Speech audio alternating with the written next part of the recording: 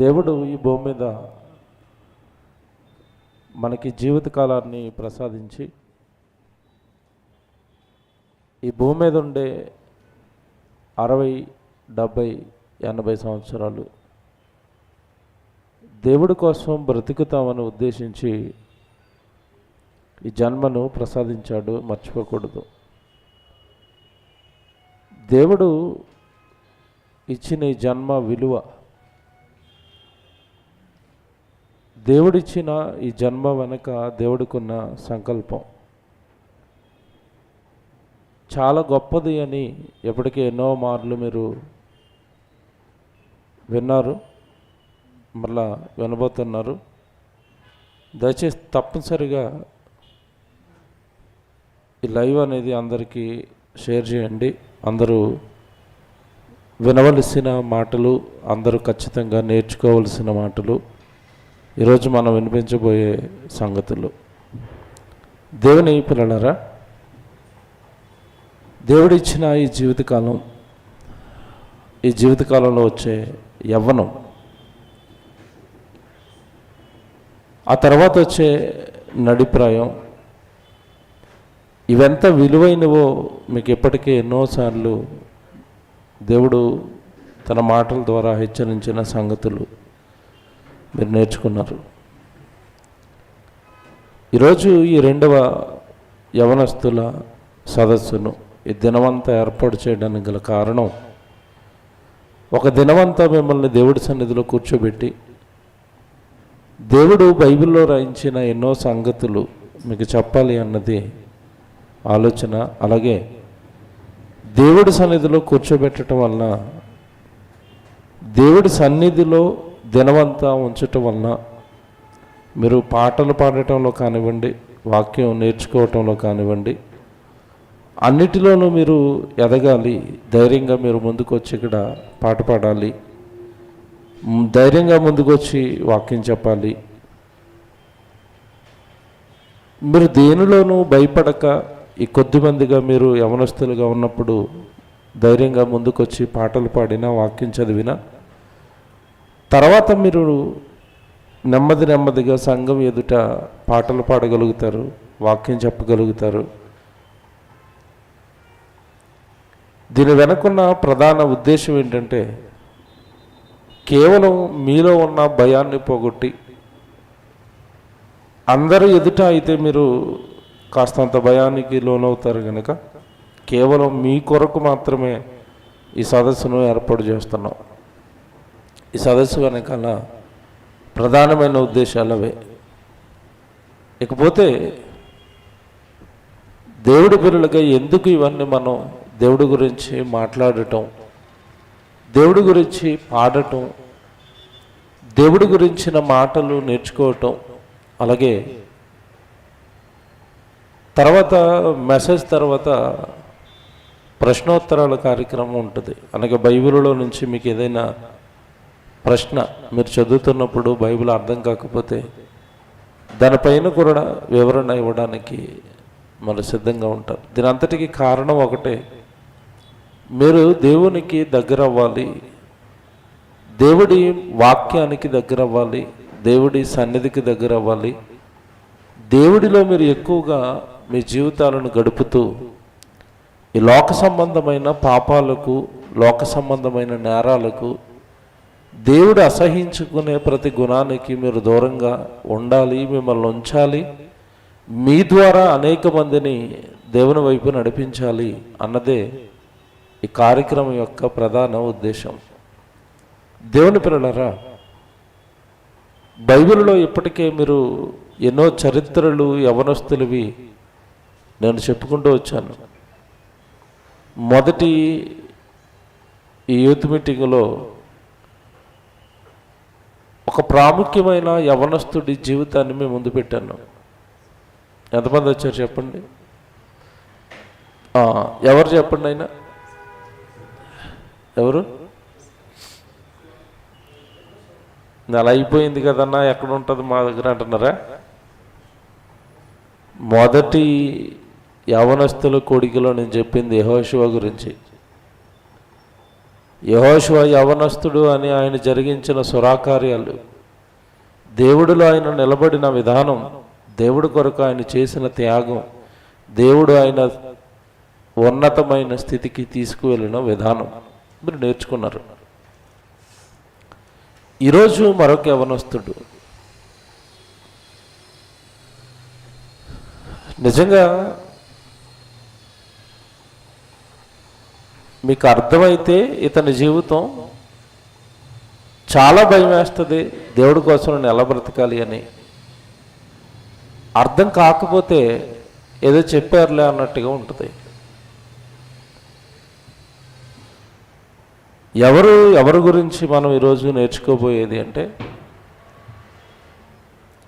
దేవుడు బైబిల్లో యవనస్తుల ద్వారా జరిగించిన సేవ చాలా పెద్దది.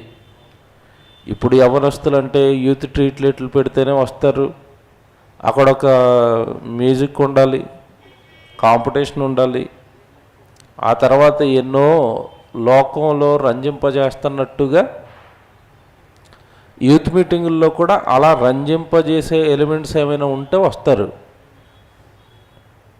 వాటి మధ్యలో ఎక్కడో ఇరికిస్తారు ఒక ప్రోగ్రామ్ని బలవంతంగా. ఏ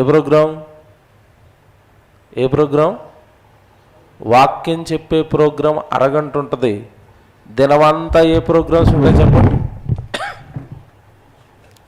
ఆటలు, ఏమండి కాంపిటీషన్స్.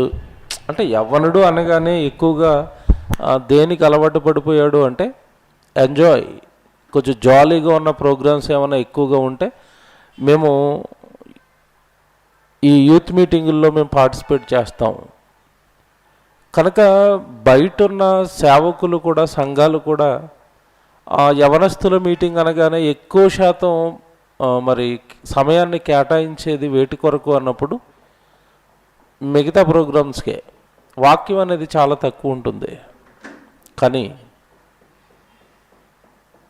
యవనస్తులంతా ఈ లోకంలో సుఖపడాలని, సంతోషపడాలని, ఆనందపడాలని కోరుకుంటుంటే ఒక యవ్వనుడు, ఇప్పుడు చూపిస్తాను బైబిల్లో, ఒక యవ్వనుడు తన జీవితాన్ని దేవుని పాదాల చెంత పణంగా పెట్టి పడరాని పాట్లు, పడరాని కష్టాలు, అసలు పురుషుడనే వ్యక్తి భరించలేని కష్టాన్ని ఒక యవ్వనుడు బైబిల్లో భరిస్తున్నాడు. ఎవరు ఆయన అంటారా? పాత నిబంధనలో దేవుని ప్రవక్త హోషేయ. ఈ హోషేయ జీవితం దేవుడి కొరకు ఎంత నలిగిపోయిందో, ఈరోజున్న యవనస్తుల జీవితాలు ఎంత వెలిగిపోతున్నాయో మీరు మనసు పెట్టి వాక్యం విన్నప్పుడు, ఆ వాక్యంలో భక్తుడు పడుతున్న కష్టాలు చూసినప్పుడు, అసలు ఈరోజు నేను దేవుడి కోసం ఒక యవ్వనుడుగా నేను తీసుకున్న బాధ్యత ఏంటి, నేను చేస్తున్న పనేంటి, నా బ్రతికేంటి దేవుడిలో అని నిర్ఘాంతపోయే నిజాలు ఈరోజు దేవుడు మీతో చెప్తాడు. ఒక యవ్వనుడు అనగానే ఇంత భయంకరమైన కష్టాలు దేవుడి కొరకు ఎదుర్కోగలడా అని చదువుతున్నప్పుడు ఆశ్చర్యపోయే సంగతులు దేవుడు ఈరోజు మనతో చెప్తాడు. పాత నిబంధనలో ఈ పేరుతో చాలామంది ఉంటారు. ఈ హోషేయ అన్న పేరుతో చాలామంది ఉంటారు. అందులో రాజు ఉంటాడు ఒక ఆయన. నెహమ్యా కాలంలో నిబంధనను ముద్రించిన హోషేయ అని ఒక ఆయన ఉంటారు. మనం ఈరోజు ఆలోచిస్తున్నది మాత్రం పర్టికులర్గా హోషేయ అనే ప్రవక్త గురించి. హోషేయ గ్రంథం అని ఉంటుందిగా, చూసారు ఎప్పుడైనా బైబిల్లో? అసలు ఆ పుస్తకం కూడా చూడలేదా? పుస్తకం ఉందనే మాకు తెలియదన్న. పుస్తకమే తెలియకపోతే ఇక జీవితాలు ఎక్కడ తెలుస్తాయి? పాత నిబంధనలో ఒక యవ్వన ప్రవక్త. నిజంగా ఈ ప్రవక్త ఉన్న కాలం ఎలాగుంది, ఈరోజు మనం ఉన్న కాలం ఎలా ఉంది? సేమ్. ఎటు చూసిన పాపం, దేవుడికి లోబడని ప్రజలు, దేవుడిని విడిచిపెట్టిన ప్రజలు, దేవుడంటే అసలు భయం లేని ప్రజలు, దేవుడంటే భక్తి లేని ప్రజలు, దేవుడి పనన్నా, దేవుడి వాక్యమన్నా, దేవుడి యొక్క ప్రవచనాలన్నా విలువివ్వని కాలంలో ఆ ప్రజల మధ్యలోనికి దేవుడు ప్రవక్తగా ఈ మహానుభావుడిని, యవ్వనుడిని దేవుడే జీవితమై పవిత్రంగా పరిశుద్ధంగా బ్రతుకుతున్న ఈ యవ్వనుడి నుండి ఆ ప్రజల మధ్యలోనికి పంపిస్తున్నాడు. ఈరోజు యువత మీరు ఎందుకు పాడైపోయారంటే చెప్పే సింగిల్ డైలాగ్ ఒకటే. ఏం చెప్తున్నారు చెప్పండి? మా చుట్టూ ఉన్న సమాజం పాడైపోయింది కాబట్టి మేము కూడా ఏమైపోయాం? పాడైపోయాం. ఎందుకురా ఫెయిల్ అయిపోయావు అంటే, ఆ రవిగాడు ఫెయిల్ అవ్వలేదా? ఆ రాంబాబు గారు ఫెయిల్ అవ్వలేదా? ఇదే కదండి ఆన్సర్లు చెప్పేవి పిల్లలు. అంటే వాడు ఫెయిల్ అయిపోతే నేను కూడా ఏమైపోతాను? ఫెయిల్ అయిపోతాను. ఎందుకు అటు ఇటు తిరుగుతున్నావు? చెడు స్నేహితులు, ఆ సిగరెట్లు తాగే వాళ్ళతో, ఆ మందు కొట్టే వాళ్ళతో ఫ్రెండ్స్ ఏంట్రా నీకు? మనది క్రైస్తవ కుటుంబం రా, మనకంటూ యేసుప్రభు రక్తం ఉందరా, పరిశుద్ధులంరా, లోకస్తులు తిరుగుతున్నట్టుగా మనం తిరగకూడదురా అంటే, నేను ఒక్కడనే తిరుగుతున్నానా? మన పక్కింటి వాళ్ళంటి వాళ్ళు క్రైస్తవులు కదా, వాళ్ళ కొడుకు తిరగట్లేదా? డేవిడ్ గాడు పేర్లు మళ్ళా భక్తుల పేర్లు. ఆ డేవిడ్ గాడు తిరగట్లేదా? చూసారండి, ఈరోజు యవ్వన ప్రపంచం, క్రైస్తవ్యంలో ఉన్న యవ్వన ప్రపంచం అంతా లోకాన్ని చూసి లోకస్తులు బ్రతుకుతున్నట్టుగా బ్రతుకుతూ, ఎందుకురా నువ్వు అలా పాడైపోతున్నావు అంటే, నా చుట్టూ ఉన్న వాళ్ళు ఏమైనా బాగున్నారా అంటున్నారు కదా. కదండి, మనం కూడా ఎక్కడో ఆ నోట డైలాగ్ వచ్చినప్పుడు తల్లిదండ్రులు కూడా, అవును మరి పిల్లలు కదండి తిరుగుతారా? తిరగాల ఏమైనా రూల్ ఉందా? యవ్వన కాలంలో లోకాన్ని అనుభవించాలి అన్న రూల్ ఏమైనా రాశాడా? యవ్వన కాలం అంతా నువ్వు లోకంలో అనుభవించేసి ముసలైపోయిన తర్వాత నా దగ్గరికి రా నాయన అని దేవుడు ఏమైనా బైబిల్లో రాశాడా? అసలు భూమి మీద దేవుడు పనిని లేదా దేవుడు వాక్యం నేర్చుకోవటం అనేది ఎప్పటి నుంచి ప్రారంభించమని చెప్పాడు దేవుడు బైబిల్లో? బాల్య దినాలు. అది పోగొట్టేసుకున్నావురా, యవ్వనంలోకి వచ్చేసావు, ఇప్పుడైనా కాస్త బాగుపడు, ఇప్పుడైనా కాస్త దేవుడి దగ్గరికి రా. బాల్యంలో అంటే ఏదో తెలియక గడిచిపోయిందేమో దేవుడు చెప్పినా, యవ్వన కాలం కదరా, కాస్త బాధ్యత వచ్చింది కదా, ఏది తప్పో ఏది రైటో నీకు తెలుస్తుంది కదా, ఈ టైంలోనైనా నువ్వు చక్కగా దేవుళ్ళో ఎదగరా అంటే, దీనికి మరలా చెప్పే సాకులు ఏంటంటే, నా చుట్టూ ఉన్న సమాజం ఏమైనా బాగుందా? వాడు బాగున్నాడా, వీడు బాగున్నాడా అని క్రైస్తవ యవ్వనులు మాట్లాడుతుంటే, నిజంగా దేవుడు ఇలాంటి యవ్వనస్తుల జీవితాలను కళ్ళ ముందు పెట్టి ఎలాంటి తీర్పులు తీరుస్తాడో ఎందురుగాని. దేవుడు ఈ ప్రవక్తని ఆ ప్రజల మధ్యలో ఉంచే సమయానికి ఆ ప్రజల బ్రతుకులు ఎంత దౌర్భాగ్యమైన బ్రతుకులుగా మారిపోయాయో ఒక మాట చెప్తాను. విషయం ఏంటంటే, అసలు ఈ ప్రవక్త ప్రవచిస్తున్న ప్రవచనాలు, దేవుడి మాటలు చెబుతున్న కాలానికి రాజు మొదలుకొని, ఆ రోజున్న ప్రధాన యాజకులు మొదలుకొని, ప్రజలు మొదలుకొని ఎవ్వరు కూడా బాగోలేదు. అందరూ దారి తప్పేశారు, అందరూ దొంగతనాలు చేస్తున్నారు, అందరూ వ్యభిచారాలు చేస్తున్నారు, అందరూ దేవుడికి భిన్నంగా బ్రతికేస్తున్నారు. ఎవరితో సహా? రాజు, నెక్స్ట్ ఏం చెప్పాను, ప్రధాన యాజకులు అనగా మీకు అర్థమయ్యే భాషలో చెప్పాలంటే సేవకులు, ఇప్పుడు భాషలో చెప్పాలంటే పాస్టర్స్. ఆ రోజు యాజకుడు అనగానే అర్థం ఏంటి? ప్రజల పక్షాన దేవుడికి మొరపెడుతూ బలులిస్తూ, ఒక పక్క దేవుడికి ఇటు పక్క ప్రజలకి మధ్యవర్తిగా ఉండి దేవుడిని బాగు చేయాల్సిన వాళ్ళు కూడా పాపాలు చేసి కాముకత్వంతో వాళ్ళు సైతం వ్యభిచారం చేస్తున్న కాలంలో చూసి పాడైపోయిన దేశాన్ని చూసి బాధపడిన పరలోకపు తండ్రి దేవుడు, నాయనా హోషేయ, నా దేశం, నా పిల్లలు పాడైపోయారురా, నా మాటకు భిన్నంగా వ్యభిచారం, నా మాటకు భిన్నంగా పాపం, ఎటు చూసిన పాపమే, రాజు మొదలుకొని, యాజకులు మొదలుకొని, ప్రజలు మొదలుకొని అందరూ పాపమే, అందరూ పాపమే, అందరూ పాపమే. కొడుక, వెళ్ళి వాళ్ళు బాగు చేస్తావా అని అడిగాడు. ఏమంటే అలాంటి దేశంలోనికి మనల్ని పంపించాడు అనుకోండి, కొద్దిసేపు ఆలోచిద్దాం. దొరక్క భలే దొరికిందిరా దేశం, మనం ఎంజాయ్ చేయడానికి అన్ని వెసులుబాట్లు ఇక్కడ కదా. ఎందుకంటే ఒక్కొక్క దేశంలో పాపం చేయడానికి భయంకరమైన వెసులుబాట్లు ఉంటాయి. ఉదాహరణకి వ్యభిచారం భారతదేశంలో చేస్తూ పట్టుబడితే నేరం. బయట దేశాలు ఏం చేసేసినాయి? వ్యభిచారాన్ని చట్టబద్ధం చేసినాయి, లైసెన్సులు ఇచ్చి మరీ వ్యభిచారం చేసుకోమంటాయి. అక్కడ ఎవడెవరితో తిరిగినా కూడా. ఇప్పుడు అలాగే ఉంది ఇక్కడ కాన్సెప్ట్. అలాంటి దేశానికి పట్టుకెళ్ళి మనల్ని ఎట్టాడు అనుకోండి, సేవ ఉంటే తర్వాత చేద్దాం, దేవుడి గురించి ఉంటే తర్వాత చెప్దాం, ముందేం చేద్దాం? దొరికిన దాన్ని దొరికినట్టుగా అనుభవించేసి పాపం చేసి పాపిస్టుడిగా మారిపోయి చిట్ట చివరిలో సిలువలో దొంగెట్టినట్టుగా రిక్వెస్ట్ పెడదాం. అంతేగా, పాపిష్ట ఆలోచనలు ఇలాగే ఉంటాయి చాలామందికి. బ్రతుకు బాగున్నంతకాలం దేవుడు వాక్యం చెప్తుంటే మారరు, పట్టించుకోరు.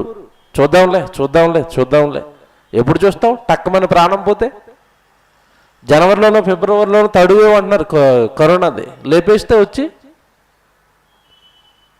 ఇక జనవరి తర్వాత యూత్ మీటింగ్లు పెట్టినా యూత్ మీటింగ్ ఉంటుంది, కుర్చీలో కూర్చోవడానికి మనం ఉండవు కదా. భయంకరమైన పాపిష్టి జనాంగంగా మారిపోయిన వాళ్ళ మధ్యలోనికి దేవుడు ఈ అమాయకమైన యవ్వనుడిని, పరిశుద్ధుడైన యవ్వనుడిని, దేవుడే జీవితమై బ్రతుకుతున్న యవ్వన కుమారుణ్ణి వాళ్ళ మధ్యలోనికి పంపిస్తున్నాడు. పంపించేటప్పుడు వాళ్ళ బ్రతుకులేంటో చెప్పి మరీ పంపించాడు. ఎలా ఉన్నారంట వాళ్ళు? హోషేయ గ్రంథం చూడండి, జాగ్రత్తగా బైబిల్ చూడండి. అందరూ బైబిల్ తీసుకోండి.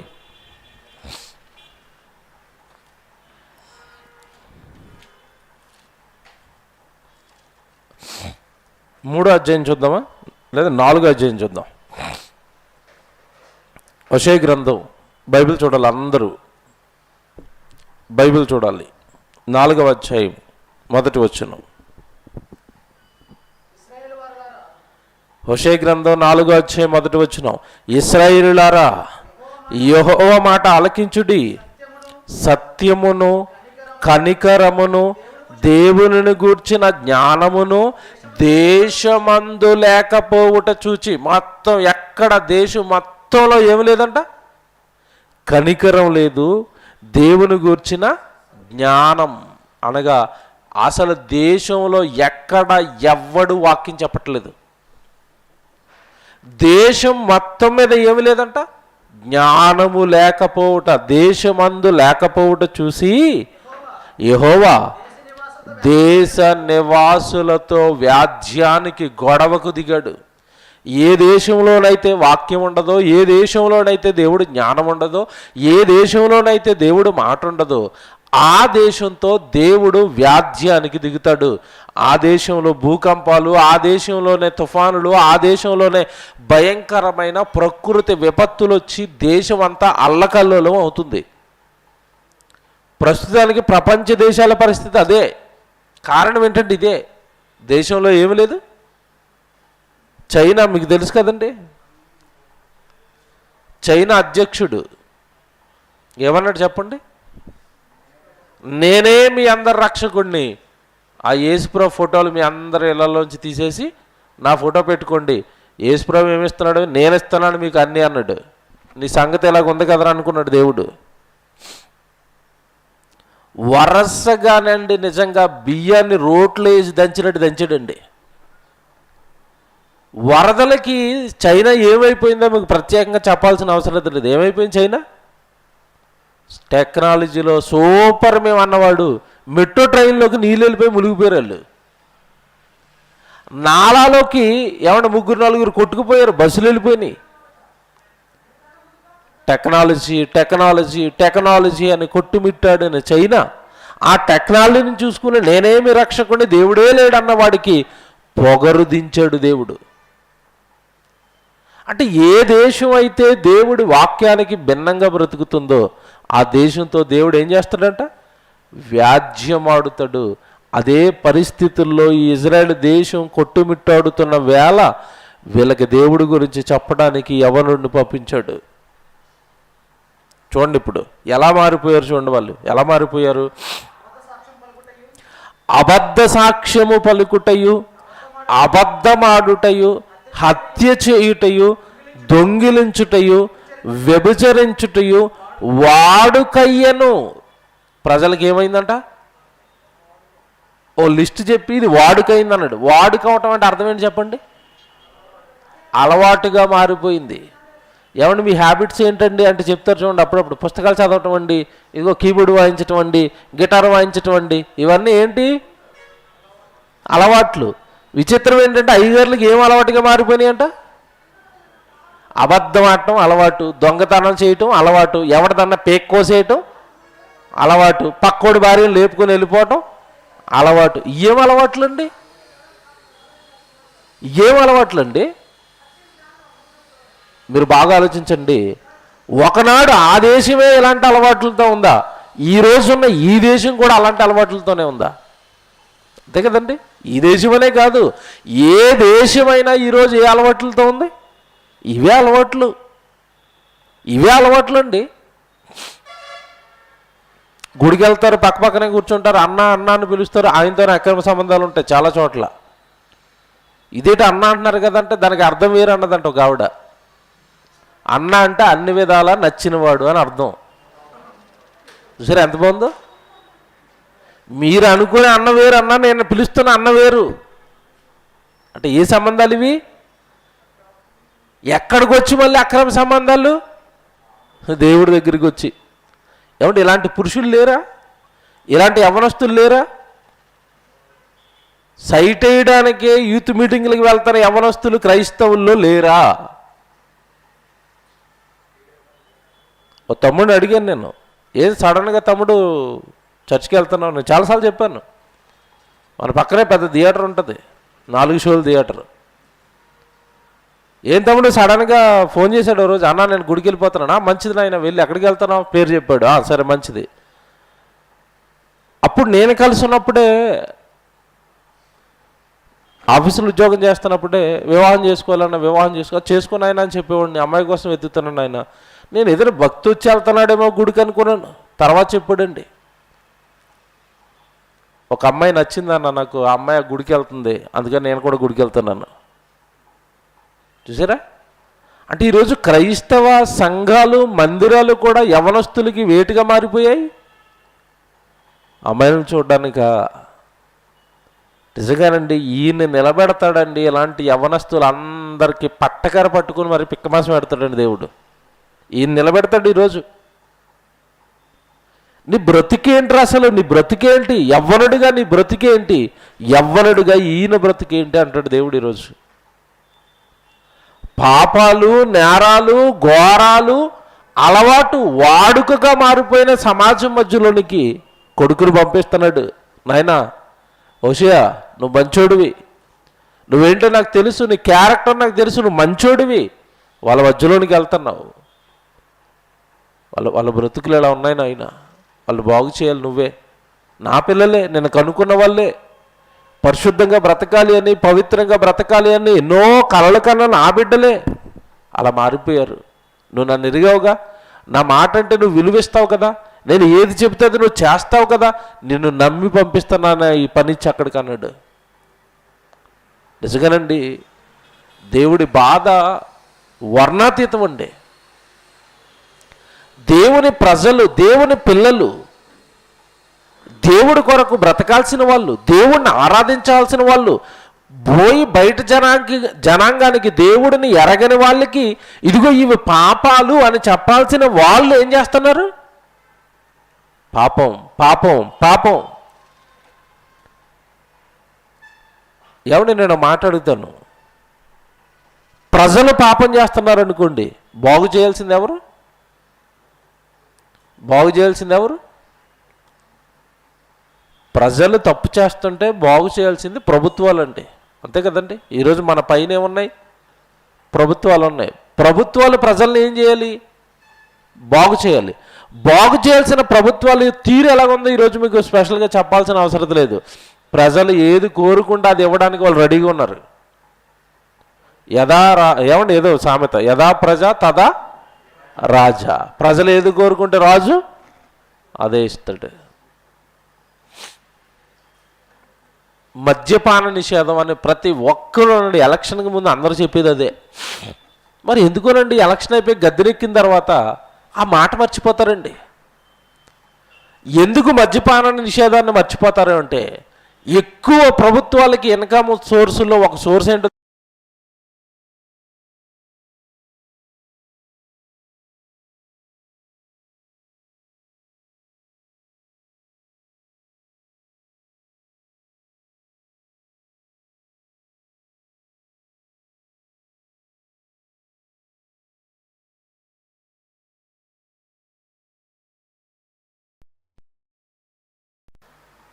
హైదరాబాద్లో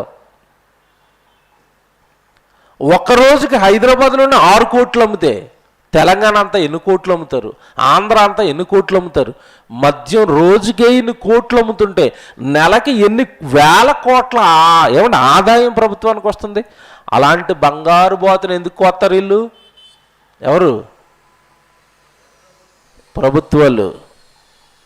మీకు తాగడం కావాలి, మీరు తాగి చచ్చిపోతుంటే మీ మీద వచ్చే డబ్బులు మాకు కావాలి, తాగండి, మేమే లైసెన్సులు ఇచ్చి మరి వదులుతాం కదా.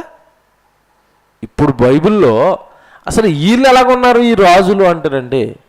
అసలు ఒకడి మీద ఒకడండి రాజు ఏం చేసేవాడంటే, ఒక రాజు అధికారంలోకి రాగానే వాడిని ఎలా కింద దించుదామని పక్కోడు ప్లాన్లు వేస్తూ ఉండేవాడు. అలాగే వాళ్ళల్లో వాళ్ళు నరుక్కోవడానికి సరిపోతుంది ఆ రోజు వీళ్ళని పరిపాలిస్తున్న రాజులు. అది ప్రజలు ఏం మాట్లాడుకుంటారు అంటే, 10వ అధ్యాయం చూడండి. 10వ అధ్యాయానికి వచ్చేసరికి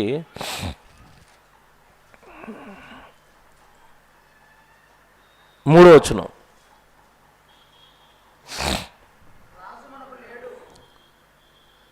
ఏమండి 10వ అధ్యాయం ఇక్కడే తిరుగుతాం మనమంతా. హోషేయ గ్రంథమే 10వ అధ్యాయము 3వ వచనం. రాజు మనకు లేడు. అది చూసావా, మనకి రాజే లేడండి.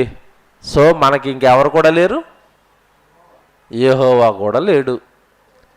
రాజు ఉండే ఒరే మనమంతా దేవుడి పిల్లలం రా, దేవుడి దగ్గరికి వెళదాం, ఆరాధనలు చేద్దామని రాజు ప్రజలను దేవుడి వైపు మళ్ళించాలి. ఇప్పుడు మనకి ఎవడు లేడు? రాజు లేడు. లేడా? ఉన్నాడు. ఆడి పనిలో ఆడు ఉన్నాడు, వీళ్ళని పట్టించుకోడు. ఈరోజు చూడండి ప్రభుత్వాలు, ఆంధ్రాలో ప్రభుత్వాలు చూడండి, 4 రోజుల నుంచి న్యూస్ నిండా ఏముంది? వాళ్ళు వచ్చి వీళ్ళ పార్టీ ఆఫీసుని లేపేశారంట, వాళ్ళు ఇంకోటి లేపేయడానికి రెడీ అవుతున్నారు. ఓ పక్క ఆయనేమో దీక్షకు దిగిపోయాడు, వీళ్ళేమో మరో పక్కన దీక్షకు దిగిపోతున్నారు. అంతే. ఇంక వీళ్ళు కొట్టుకోవడం అంటే ప్రజల గురించి వీళ్ళకి అనవసరం. రోడ్లు బాగోలేవు, ఒక్కడు మాట్లాడ్డు. పెట్రోల్ రేటు పెరిగిపోయింది, ఒక్కడు మాట్లాడ్డు. ఆ నీడు కొట్టుకోవడం, ఈ నాడు తిట్టుకోవడం, ఆ నీడు బూతులు తిట్టుకోవడం, ఈయన అసలు ప్రజలు నవ్వుకున్నారండి వీళ్ళని చూస్తుంటే. పరిస్థితి ఇప్పటిది కాదు, ఇది అప్పటి నుంచే లాగుంది. వీళ్ళు ఏమంటున్నారు? మనకి రాజు లేడు, సో మనం యెహోవాకు భయపడవలసిన అవసరత ఎందుకు వీళ్ళకి ఫీలింగ్ వచ్చింది చెప్పండి? ఆడికే బొత్తిగా భయం లేదండి రాజుకి. రాజుని పెట్టేది ఎవరు? రాజుని నియమించేది ఎవరు? దేవుడు. దేవుడు నియమించిన రాజే అలా తిరుగుతున్నాడు. ఆడే వ్యభిచారాలు, ఆడే దొంగతనాలు, ఆడే కుట్రలు చేస్తాడు. సో ఆడే మనకు లేనప్పుడు మనమేటి యెహోవాకు భయపడేది? వాడినే పట్టించుకోవట్లేదు దేవుడు. మనల్ని ఏం చేస్తాడు? ఇక చేసేది ఏముంది? రాజ్యం ఎలాగుందో ఆలోచించండి. ఏమండి ఇందులోకి కనుక మీరు వెళ్తే మళ్ళీ బయటకు వస్తారా? ఏమంటే భయం వేయట్లేదా మీకు ఇవన్నీ వింటుంటే? ఇలాంటి రాజ్యంలోకి, ఇలాంటి దేశంలోకి కనుక మనల్ని పంపించారనుకోండి, వాళ్ళలో ఒకటిగా కలిసిపోండి మనం. నిజంగా యవ్వనుడు చేశాడండి హోషేయ పోరాటం. మీరు చెప్తాను వినండి జాగ్రత్తగా. పోనీ నెక్స్ట్ క్యాడర్ రాజాడు బతికేదో బాగోలేదండి, అధికారం కోసం ఏదో ఏడుస్తున్నాడు చేస్తున్నాడు. నెక్స్ట్ క్యాడర్ ఎవరు చెప్పండి? పాస్టర్స్ కదండి, సేవకులు కదండి. సంఘాన్ని కాపాడేది ఎవరు? సేవకులు. వీళ్ళు ఎలాగున్నారు చూపిస్తాను చూడండి. ఏమండి ఆరో అధ్యాయంలో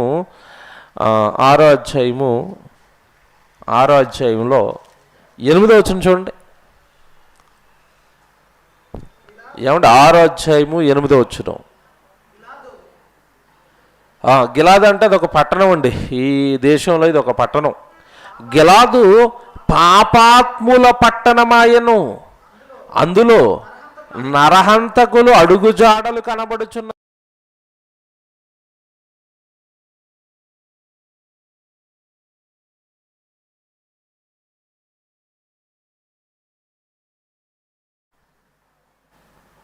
ఏమైనా అర్థమైందా లేదా మీకు? మళ్ళా చదవనా? మళ్ళా చదువుతుండే. బందిపోటు దొంగలు పొంచియుండునట్లు యాజకులు పొంచియుండి షెకెము మార్గములో నరహత్య చేసేదరు. ఎవరు?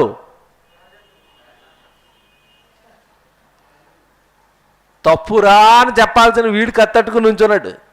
పాస్టర్ గారే కత్తట్టుకుని నుంచుంటే సేవకుడే కింద ఉన్న విశ్వాసం ఏం చేస్తాడు?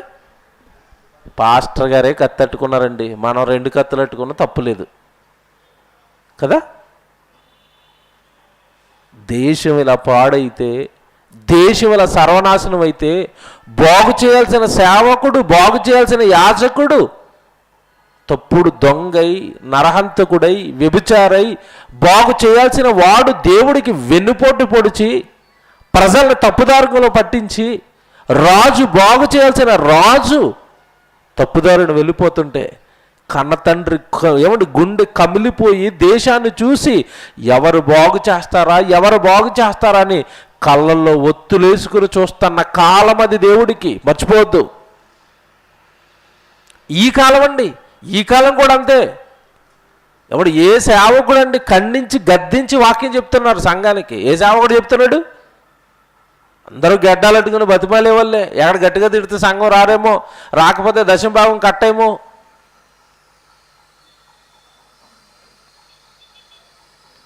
దేవుడి సేవకుడు సమాజాన్ని బాగు చేయాలి. తప్పు చేస్తున్నారు మీరు, ఇలా చేయకూడదు, మనం దేవుడి పిల్లలమని గద్దించాలి.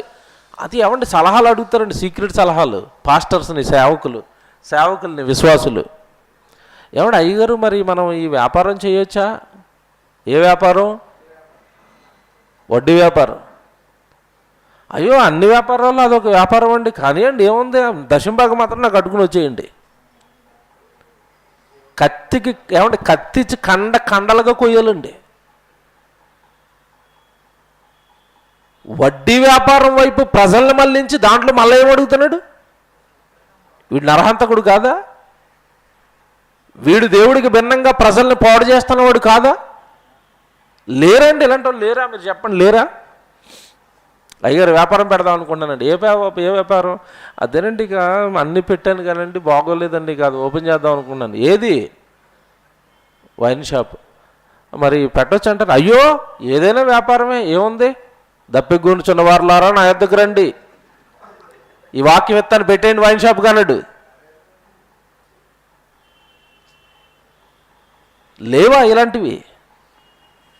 ఏమండి మేము తారూరులో జాతరకి వెళ్ళాము ఒకసారి, మీరు వెళ్ళండి ఈసారి కావాలంటే. ఈ తెలంగాణలో పెద్ద జాతర అండి అది. సుమారు 2 లక్షల మంది వస్తారు అక్కడికి, 2-3 లక్షల మంది తారూరు జాతర. ఒకసారి మన దగ్గరకు వచ్చి ఒక విశ్వాసి అన్న, ఒకసారి రండి మీరు, వీలైతే కొద్ది మందికి వాక్యం చెప్దాం, కరపత్రాలు ఏమైనా పంచుదాం, పుస్తకాలు ఏమైనా అక్కడ అమ్ముదాం, ఒకసారి మీరు చూస్తే ఒక ఐడియా వస్తుంది మీకు అని నన్ను తీసుకెళ్ళాడు. అసలు అక్కడ వాక్యం చెప్పడానికి అవకాశం ఎక్కడ ఉందని అంతా ఏమంటే 100లకు 100 జీపులు వేసుకుని వస్తున్నారు. ఎక్కడికక్కడ చికెన్ అండి కోసేస్తారు.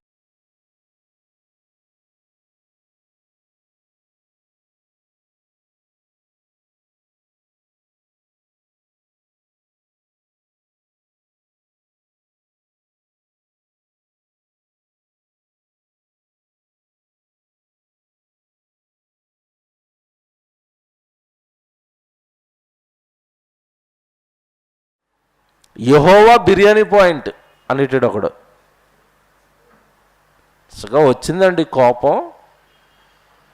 ఆ పేరుకున్న వాల్యూ తెలుసా? ఆ పేరుకున్న ఘనత తెలుసా? పేరు చెప్తే చక్రవర్తులు పారిపోయారు యెహోవా పేరు చెప్తే. ఒకప్పుడు యెహోవా పేరు చెప్తే ఫరో గారు గజగజ గజగజ 102 జ్వరం వచ్చింది ఫరోకి. ఆ పేరది యెహోవా అనగానే. దానిని పట్టుకొచ్చి యెహోవా బిర్యానీ పాయింట్. యెహోవా నామమును వ్యర్థముగా ఉచ్చరింపువాడు శాపగ్రస్తుడు, చంపేస్తానన్నాడు ఊరకనే ఆ పేరెత్తితే. ఏమి తెలియదండి. అమాయకపు క్రైస్తవ్యం, అమాయకపు విశ్వాసులు వీళ్ళంతే. మాకు రాజు లేడు, దేవుడు భయం లేదు. కాస్త కోస్త వాక్యం చెప్పి దేవుళ్ళలో కూర్చోబెట్టే యాజకులు కూడా అలా మారిపోయారు ఇక్కడ. పర్లేదు, ఏం కదా, నరహత్యలు చేయండి, మేమే చేస్తున్నాం, మీకేం పోయింది? చూసారండి? చదవండి, ఎంత బాగుంటుంది చదవండి. 8వ వచనం. ఆరాధ్యం. ఏమండి ఇదంతా మీకు ఎందుకు చెప్తున్నానో, ఆ యవ్వనస్తుడి దగ్గరికి మిమ్మల్ని పట్టుకొస్తాను. ఎంత భయంకరమైన కర్కశులు, మూర్ఖులు ఉన్న దేశాన్ని బాగు చేయడానికి వెళ్తాడు ఒక యవ్వనస్తుడు. 8వ వచనం. గిలాదు పాపాత్ముల పట్టణమాయను, అందులో నరహంతకుల అడుగుజాడలు కనబడుచున్నవి. బందిపోటు దొంగలు పొంచియుండునట్లు యాజకులు పొంచియుండి షెకెము మార్గములో నరహత్య చేసెదరు. వారు ఘోరమైన కాముకత్వము జరిగించువారై ఉన్నారు. ఎవరు? యాజకులు. దొంగతనాలంట, వ్యభిచారాలంట. వీళ్ళు కూడా కామం తీర్చుకోవడానికి భయంకరమైన నేరస్తులుగా మారిపోయారంట.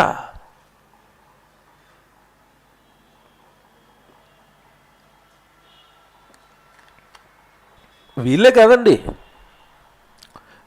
కాదు, ఇలాంటి యాజకులే బైబిల్లో మరొక ఇద్దరు కనబడతారు మనకి. ఎలీ కుమారులు హోఫ్నీ, ఫినెహాసు, వాళ్ళిద్దరు పేర్లు. ఎలీ భక్తుడండి, యాజకుడు, ప్రధాన యాజకుడు. కానీ ఆయన గర్భాన్ని పుట్టిన గర్భదరిద్రులండి నిజంగా వాళ్ళిద్దరు. వచ్చే దాంట్లో బలులు ఇవ్వడానికి వచ్చే దాంట్లో శ్రేష్టమైన భాగాలు తీసేసుకోవటం, తర్వాత అక్కడికి వస్తున్న అర్పణలు ఇవ్వడానికి వస్తున్న స్త్రీలతో ఏమండి ఆ మందిరం వెనక్కి తీసుకెళ్ళిపోయండి వాళ్ళు వ్యభిచారం చేయటం. యాజకులు తప్పురా, ఇది అన్యాయం రా, దేవుడి బిడ్డలం రా అని మనం చెప్పాల్సిన సేవకులు తప్పు చేస్తుంటే ఇంకెక్కడ విశ్వాసుల్లో మార్పు, ఇంకెక్కడ విశ్వాసుల్లో దేవుడు అంటే భయం? మీరు ఆలోచించండి. ఈరోజు పొద్దున్న ఒక తమ్ముడు పోస్ట్ పెట్టాడు, నేను పంపించాను చాలామందికి. ఆ రోజున్న సేవకులు అలా ఉన్నారు, ఈ రోజున్న సేవకులు ఎలా మారిపోయారంటే అంతా కూడానండి ఫ్యామిలీ కౌన్సిలింగ్. ఏమండి ఏమని పెట్టారు సేవకుల గురించి న్యూస్ అంటే, మీరు చదివి ఉంటారు, నేను చదువుతున్నాను చూడండి. నీ భర్త నిన్ను వదిలేశాడా? మెసేజ్లు అన్నీ ఇవే కదండి.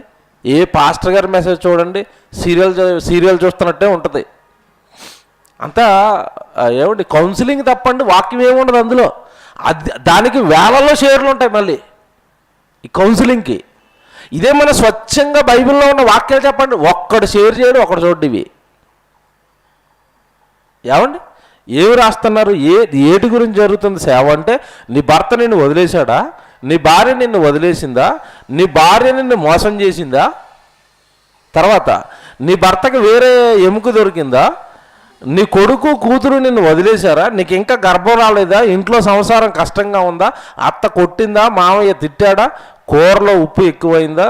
చట్నీలో కారణం ఎక్కువైందా? అయితే ఈరోజు నా యేసయ్య నిన్ను దీవిస్తున్నాడు. ఇవండి ప్రసంగాలు, ఇవి జరిగిస్తున్న సేవ. ఈ మాత్రం దానికి దేవుడి దగ్గరికి రావాలా? ఓ 4 మంచి పాటలు చెప్పడానికి ఊర్లో పెద్దోళ్ళు ఉంటారండి. ఒకప్పుడు ఏం చేసేవారు? ఏమన్నా కుటుంబం మధ్యలో గొడవ వచ్చిందనుకోండి, భార్యని భర్తను ఎక్కడికి తీసుకెళ్లేవారు? కోర్టుకు కాదు, ముందు ఎక్కడికి? ఊరు పెద్దలు కౌన్సిలింగ్ ఇచ్చేవారు పెద్దవాళ్ళు. ఏట్రా చిన్న జీవితాలరా, మొన్న స్టార్ట్ అయినాయిగా, మీకు బొత్తుగా అనుభవం లేదు, అమ్మాయి ఏమనంటే సర్దుకోవాలరా. పెద్దోళ్ళ మాటలు ఒకసారి జ్ఞాపకం చేసుకోనండి.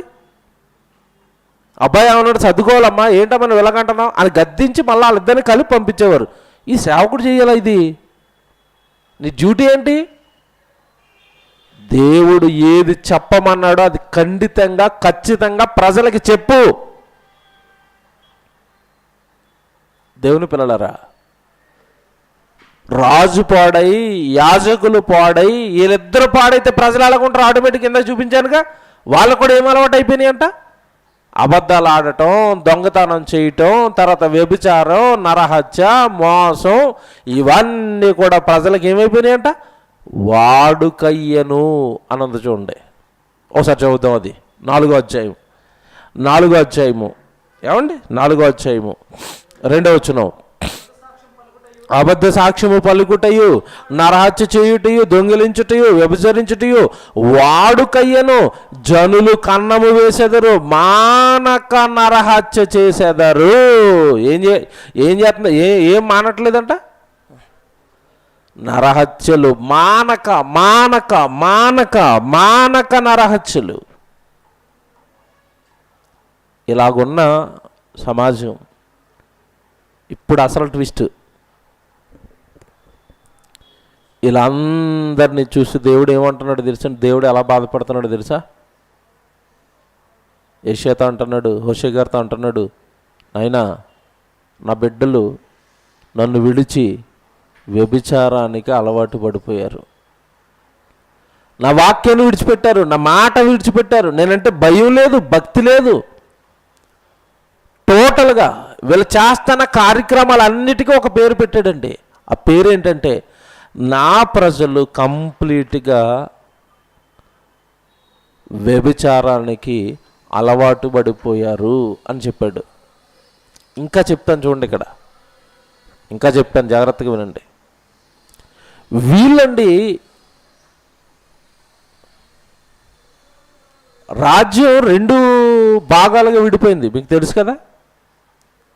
ఉత్తర రాజ్యం, దక్షిణ రాజ్యం. ఉత్తర రాజ్యం షోమ్రోను, దక్షిణ రాజ్యానికి యూదులకేమో యెరూషలేం, వీళ్ళకేమో షోమ్రోన్ రాజధాని. వీళ్ళంతా ఇప్పుడు మనం చదువుకుంటున్న ఈ రాజు 2వ యెరోబాము పరిపాలనలో ఈయన ప్రవక్త, ఈ హోషే గారు సుమారు 60 సంవత్సరాలు ప్రవచనాలు చెప్పాడండి. ఇప్పుడు మనం చదువుకుంటున్న యవ్వన కాలంలో మొదలుపెట్టి దేవుడి సేవ, జాగ్రత్తగా వినండి, యవ్వన కాలంలో దేవుడి సేవ మొదలుపెట్టి 60 సంవత్సరాలు ప్రవచనాలు చెప్పాడు, 60 సంవత్సరాలు వాక్యం చెప్పాడు. ఇప్పుడు మనం చదువుకుంటున్న ఈయన ఈ హోషే గారు.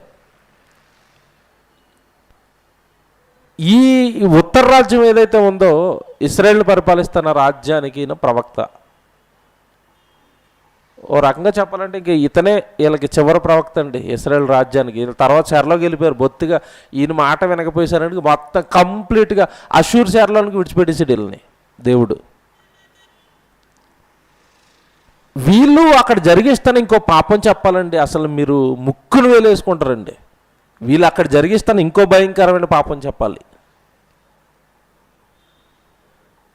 ఐగుప్తు దేశం నుండి విడిపించి తీసుకొచ్చాడు వీళ్ళని, మీకు తెలుసు కదా. ఇశ్రాయేల్ పితరుల్ని తీసుకొచ్చిన తర్వాత ఏ దేశాన్ని ఇచ్చాడు? కనాను దేశాన్ని కదా. వీళ్ళు వచ్చే టైంకే ఈ కనాను దేశంలో ప్రజలు ఉన్నారు, వాళ్ళకి ఒక భయంకరమైన దేవుళ్ళు, దేవతలు, ఆచారాలు ఉన్నాయి వాళ్ళకి. వీళ్ళకి 2 దేవతలు ఉంటారండి. ఈ కనాను ప్రజలకి 2 దేవతలు ఉన్నారు. వాళ్ళ పేర్లు విచిత్రంగా ఉంటాయి, మర్చిపోతానేమో రాసుకుని వచ్చానండి. ఓసరిస్, ఐసరిస్ అని 2 దేవతలు ఉంటారండి. వీళ్ళకి మారు పేరు ఏంటంటే శృంగార దేవత అని పేరు. ఈ కనాను పూజించే దేవతలండి వీళ్ళు, కనాను ప్రజలు పూజించే దేవతలు. వీళ్ళెవరు? ఇశ్రాయేళ్ళు. వీళ్ళకి దేవుడు ఎవరు? యెహోవా. వీళ్ళు ఈ దేశానికి వచ్చిన తర్వాత ఈ శృంగార దేవతకు ఒక గుడి ఉంటుంది. ఆ గుడిలోనికి వెళ్ళి వ్యభిచారం చేస్తే పంటలు బాగా పండుతాయని ఆ కనాను దేశంలో ఉన్న వాళ్ళకి ఒక నమ్మకం ఉంది. మన దగ్గర జోగిని వ్యవస్థ అని ఉంటుంది కదా, ఒకప్పుడు ఉండేది. ఒక దళితుల అమ్మాయిని పట్టుకెళ్ళి ఊరి చివరి గుళ్ళో పెట్టేసేవారండి. ఎవరికి ఎప్పుడు కామం తీర్చుకోవాలంటే అప్పుడు వెళ్ళి ఆమెతో కామం తీర్చుకుని వచ్చేవారు. అలాంటి ఒక భయంకరమైన ఆచారం ఇప్పటిది కాదు, ఎప్పటి నుంచో ఉంది. అందులో ఈ ఇశ్రాయేలు జనాంగం మొత్తం ఆ వ్యభిచారంలో మునిగిపోయారండి. పంటలు పండుతాయని, లేదంటే వర్షాలు బాగా వస్తాయని వీళ్ళు కూడా ఆ దేవాలయంలోకి వెళ్ళిపోవటం, వీళ్ళు కూడా వ్యభిచారం చేయటం అంటే చలించిపోయాడండి నిజంగా దేవుడు. ఏంటి నా పిల్లలేనా ఇంత క్రూరులు, ఇంత భయంకరులుగా నా పిల్లలే మారిపోయారనండి చలించిపోయాడండి దేవుడు. ఒకప్పుడు ఇశ్రాయేల్ ఎలాంటి పాపాలు, ఏమండి ఈరోజు క్రైస్తవ్యం ఏమైనా తక్కువ? మీరు చెప్పండి, క్రైస్తవులు ఏమన్నా తక్కువ? ఈరోజు క్రైస్తవ్యంలో లేవా ఇలాంటి పాపాలు, ఇలాంటి నేరాలు? ఈరోజు క్రైస్తవ్యంలో లేవా? బోలెడు బోలెడు. అంటే బ్రతుకులు అనేవి దేవుడి దగ్గరకు వచ్చిన తర్వాత దిద్దుకోవాలన్న జ్ఞానం లేని జనాంగంగా ఆ రోజు ఇశ్రాయేలు జనాంగం, ఈరోజు దేవుడి పిల్లలైన క్రైస్తవ జనాంగం. ఇది చూసి చలించిపోయిన దేవుడు ఈ యవ్వనుడిని వాళ్ళ మధ్యలోనికి పంపిస్తూ, నిజంగానండి ఒక రకంగా శిక్ష అనుకోండి, ఒక రకంగా దేవుడి పక్షాన శ్రమ అనుకోండి. మహానుభావుడండి, ఇలా చేతులు పెట్టి నమస్కరించాలి హోషేయ. ఒక పెద్ద త్యాగానికి దేవుడి కోసం ఒడిగడతాడండి. ఇప్పుడు మొదటి అధ్యాయానికి రండి. వీళ్ళ చరిత్ర అంతా చెప్పానుగా. ఇలాంటి క్రూరులను గురించి ఉద్దేశించి కన్న తండ్రి ఏం మాట్లాడుతున్నాడో ఈ ప్రవక్త గారితో మీరు చూడండి. 2వ వచనం, మొదటి అధ్యాయం 2వ వచనం. మొదట యెహోవా హోషేయ ద్వారా ఈ మాట సెలవిచ్చాను, జనులు యెహోవాను విసర్జించి బహుగా వ్యభిచరించుచున్నారు. నాయన కొడుక ప్రవక్త, జనులు నన్ను విసర్జించేశారు. కంప్లీట్గా జనులు మొత్తం నన్ను విసర్జించడం అంటే అర్థం ఏంటి? పక్కన పెట్టేశారు.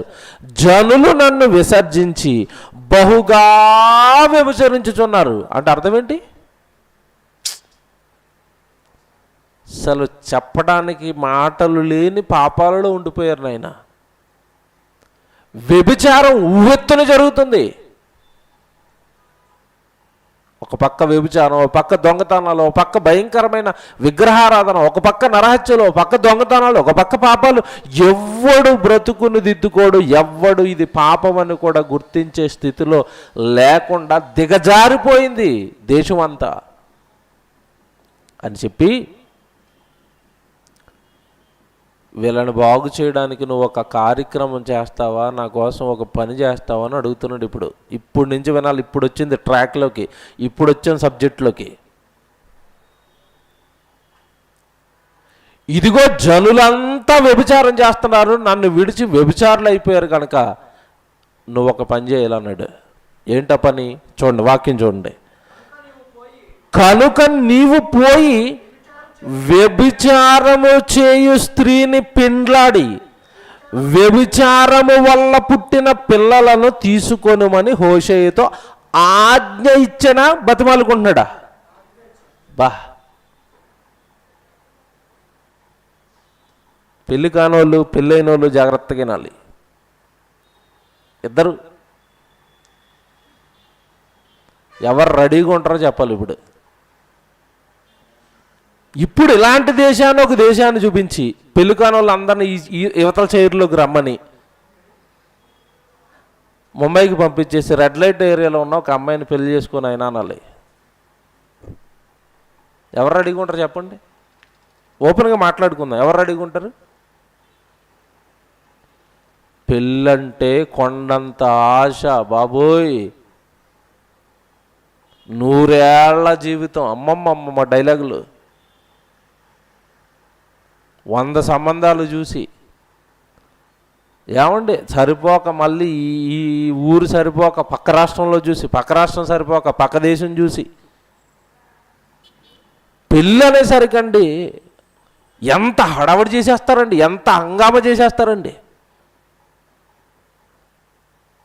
నిజంగా ఒక యవ్వనుడిని నువ్వు వెళ్ళి పలానా ప్రాంతానికి వెళ్ళిన ఒక వ్యభిచారిని పెళ్లి చేసుకో, ఆమెకు ఆల్రెడీ వ్యభిచారం వలన పుట్టిన పిల్లల్ని నువ్వు దగ్గరికి చేర్చుకో, ఇది నేను నీకు ఇవ్వబోయే ఆజ్ఞ అన్నాడు. మనమైతే అట్నుంచటే, ఆ గేటు కానించి గేటు అట్నుంచటే, ఏం ఆజ్ఞలు ఇవి? ఎందుకోనండి దేవుడి కోసం ఏ త్యాగానికి జీవితాన్ని ముందు పెట్టని జీవితాలండి.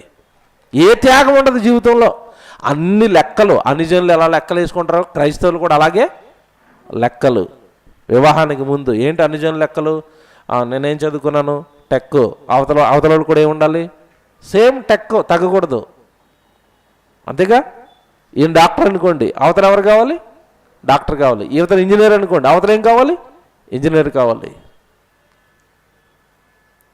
నేను ఉద్యోగం చేస్తున్నాను అనుకోండి, అవతల అమ్మాయి కూడా ఏం చేయాలి, ఉద్యోగం చేయాలి.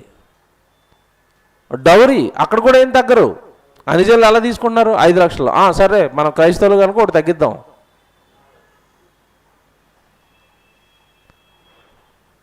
దేవుడికి మరి ఇవ్వాలిగా ఎంతో కొంత, మరి ఏమంటారు దాన్ని, డిస్కౌంట్ ఇవ్వాలిగా.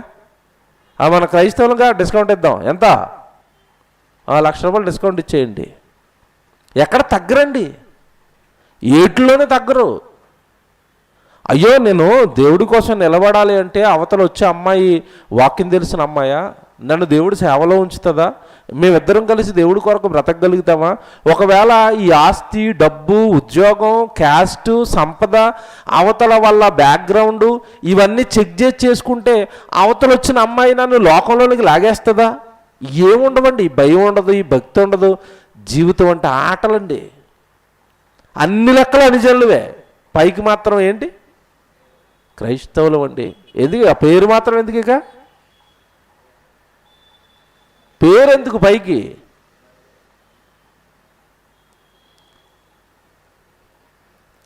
ఒక వ్యభిచారిని కళ్ళ ముందు నిలబెట్టి, నాయన నువ్వు ఆమెను పెళ్లి చేసుకో అన్నాడు.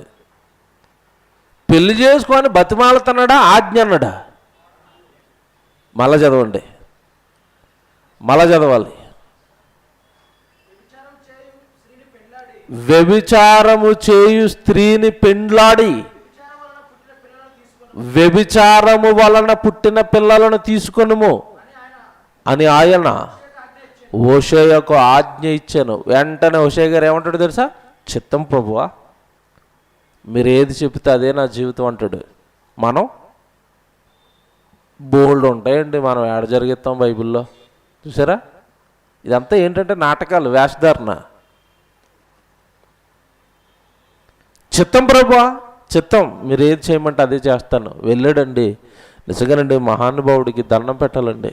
వెళ్ళిపోయాడు. దేవుడు వ్యభిచారిని పెళ్లి చేయమన్నాడుగా, చేసుకోమన్నాడుగా. గోమేరు అనే ఒక వ్యభిచారి దగ్గరికి వెళ్ళాడు. ఆమెతో, అమ్మ నేను ప్రేమిస్తున్నాను, నేను పెళ్లి చేసుకుంటాను అన్నాడు. పెళ్లి చేసుకున్నాడండి. ఏమండి, ఇది ఇక్కడ మాట అడుగుతాను నేను మిమ్మల్ని. అవయవం బాగోని అమ్మాయిని పెళ్లి చేసుకోవడానికే ముందుకు రారు ఈరోజు. వస్తారా? మూతి అంకరగా ఉందనుకోండి, ఎవరు పెళ్లి చేసుకుంటారు? మూతి, ముక్కు, జుట్టు, పొడుగు, కాళ్ళు. అసలు విచిత్రం ఏంటంటే పెళ్లి చేసుకుని అమ్మాయిని అమ్మసారి అటు నుంచి ఇటు నడు అంటున్నారు. అంటే నడక కూడా బాగుండాలంటే, ఏమన్నా కొంచెం అటు ఇటు నడిచిందని వంకర నడకుండా చేసుకోరు మళ్ళీ. బాబోయ్, రంగు బాగుండాలి, రూపం బాగుండాలి, ఏమండి అన్నీ బాగుంటే పెళ్లి చేసుకుంటామని. ఏమండి ఈరోజు యవ్వనస్తులు ఎక్కడండి? వ్యభిచారం చేస్తున్న స్త్రీ దగ్గరికి వెళ్ళి వివాహం చేసుకుంటానని వివాహం చేసుకున్న ఆయన ఎక్కడ నిలబడతాం ఆయన ముందు? దేవుడి కోసం నేను చేసిన త్యాగం ఇదంటే ఏ యవ్వనస్తుడు ఆయన ముందు నిలబడతాడు? మీరు చెప్పండి. పారిపోవాలి ఆయన చూసి, పరుగే ఆయన చూసి. దేవుడి కొరకు బ్రతికే వాళ్ళకి భయపడాలండి. వీళ్ళకి భయపడతాను నేను. బైబిల్లో ఏ ప్రవక్త జీవితం చదువుతున్నా భయమే. రాత్రి స్త్రీలకు చెప్పాను టాప్ మెసేజ్. మోషే గారి తల్లి గురించి ఇప్పటి వరకు ఎవ్వరు పెద్దగా ఆలోచించలేదు, ఆవిడ గురించి చెప్పాను రాత్రి.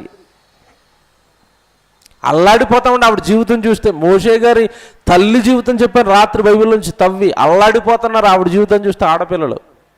భయం. ఏడు దేవుడి కోసం ఇలా కూడా బ్రతకగలుగుతామా?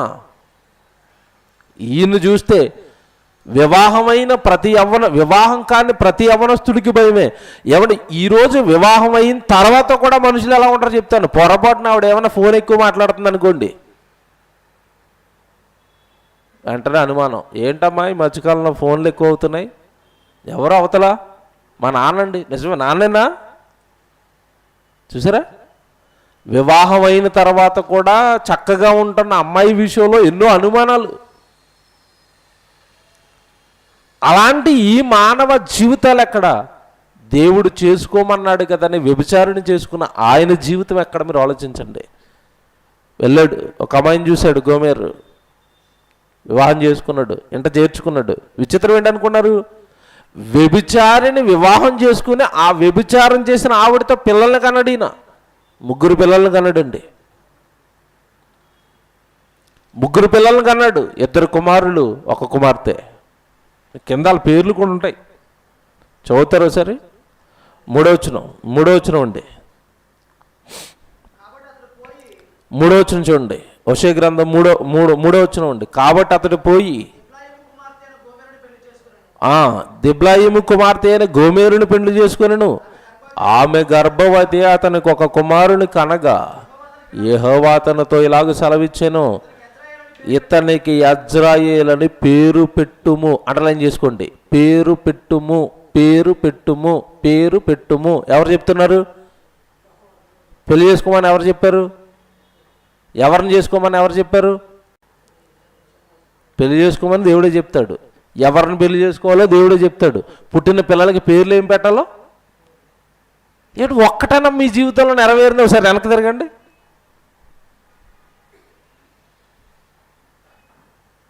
మాకండి పా మీద పేరు కావాలండి, ఏమన్నా బైబిల్లో ఉంటే పంపించండి. ఎందుకు పా మీద? అదే మా అమ్మగారి పేరు పాత స్టార్ట్ అవుతుందండి. విన్నారా? ఇవి మేము వింటాం ఎక్కువ. పేరు కూడా అంటే చక్కగా బైబిల్లో ఉన్న పేరు పెట్టడానికి ఇష్టం ఉండదు దేవుడు, ఇది ఇష్టం ఉండదు చాలామందికి. వాళ్ళ తాతలదో ముత్తాతలదో ఎవరిదో పెట్టాలి, అవి కూడా మళ్ళీ దానికి కలిపే పేరు ఏమైనా ఉంటే బైబిల్లో చెప్పాలి. పేర్లు పెట్టుకోవడం ఎవరిష్టం? మా ఇష్టం. మా ఇష్టమైన పేరు పెట్టుకుంటాం మా పిల్లలకి. కానీ ఇక్కడ పెళ్లి చేసుకోమన్నది ఆయనే, ఎవరిని పెళ్లి చేసుకోవాలో చెప్పేది ఆయనే. బిడ్డ పుడితే ఆ బిడ్డకి ఏ పేరు పెట్టాలో కూడా చెప్పేది. ఏమంటే ఈ మొత్తం ఈ జీవితం, ఈ హోషేయ గారి మొత్తం జీవితంలో ఆయన ఇష్టాలు ఏమైనా నెరవేరుతున్నాయో మీరు చెప్పండి, ఉన్నాయా? ఏమంటే ఓపెన్ హార్ట్తో మీరు ఆలోచించండి. నేను నా చాలా ఇష్టాలని దేవుడి కోసం విడిచిపెట్టేశానండి. ఒకటి ఉందేమో వెతుక్కోండి మీ జీవితంలో, మన జీవితాల్లో. ఇదిగోనండి, ఇది నాకు చాలా ఇష్టం అండి, కానీ దేవుడి కోసం విడిచిపెట్టేశానండి. ఎతకండి వెనక్కి తిరిగి. కొడుకు పుట్టాడు, ఈ పేరు పెట్టమన్నాడు, ఎస్ లార్డ్ అంటారు అంతే. ఇల్లు ప్రవక్తలంతా మారు మాటలు ఏముండవు, ఆయన ఏది చెబితే అది మేము చేస్తాం. దేవుడికి భయపడటం అంటే ఇది. దేవుడు పైకి తీసుకురావాలంటే విధానం కూడా ఇదే. దేవుడు పైకి తీసుకురావాలి. దేవుడు నిన్ను ఉన్నతమైన స్థితిలో దేవుళ్ళో నువ్వు ఉండాలి అంటే కూడా నువ్వు నోరు మూసుకొని చేయాల్సింది ఇదే. ఏది చెబితే అది చేయాలి. దేవుడు ఏది చెప్తుంది. తర్వాత కొద్ది కాలానికి కుమార్తె పుట్టింది. కుమార్తెకి ఈ పేరు పెట్టాడు, ఆ పేరు పెట్టాడు.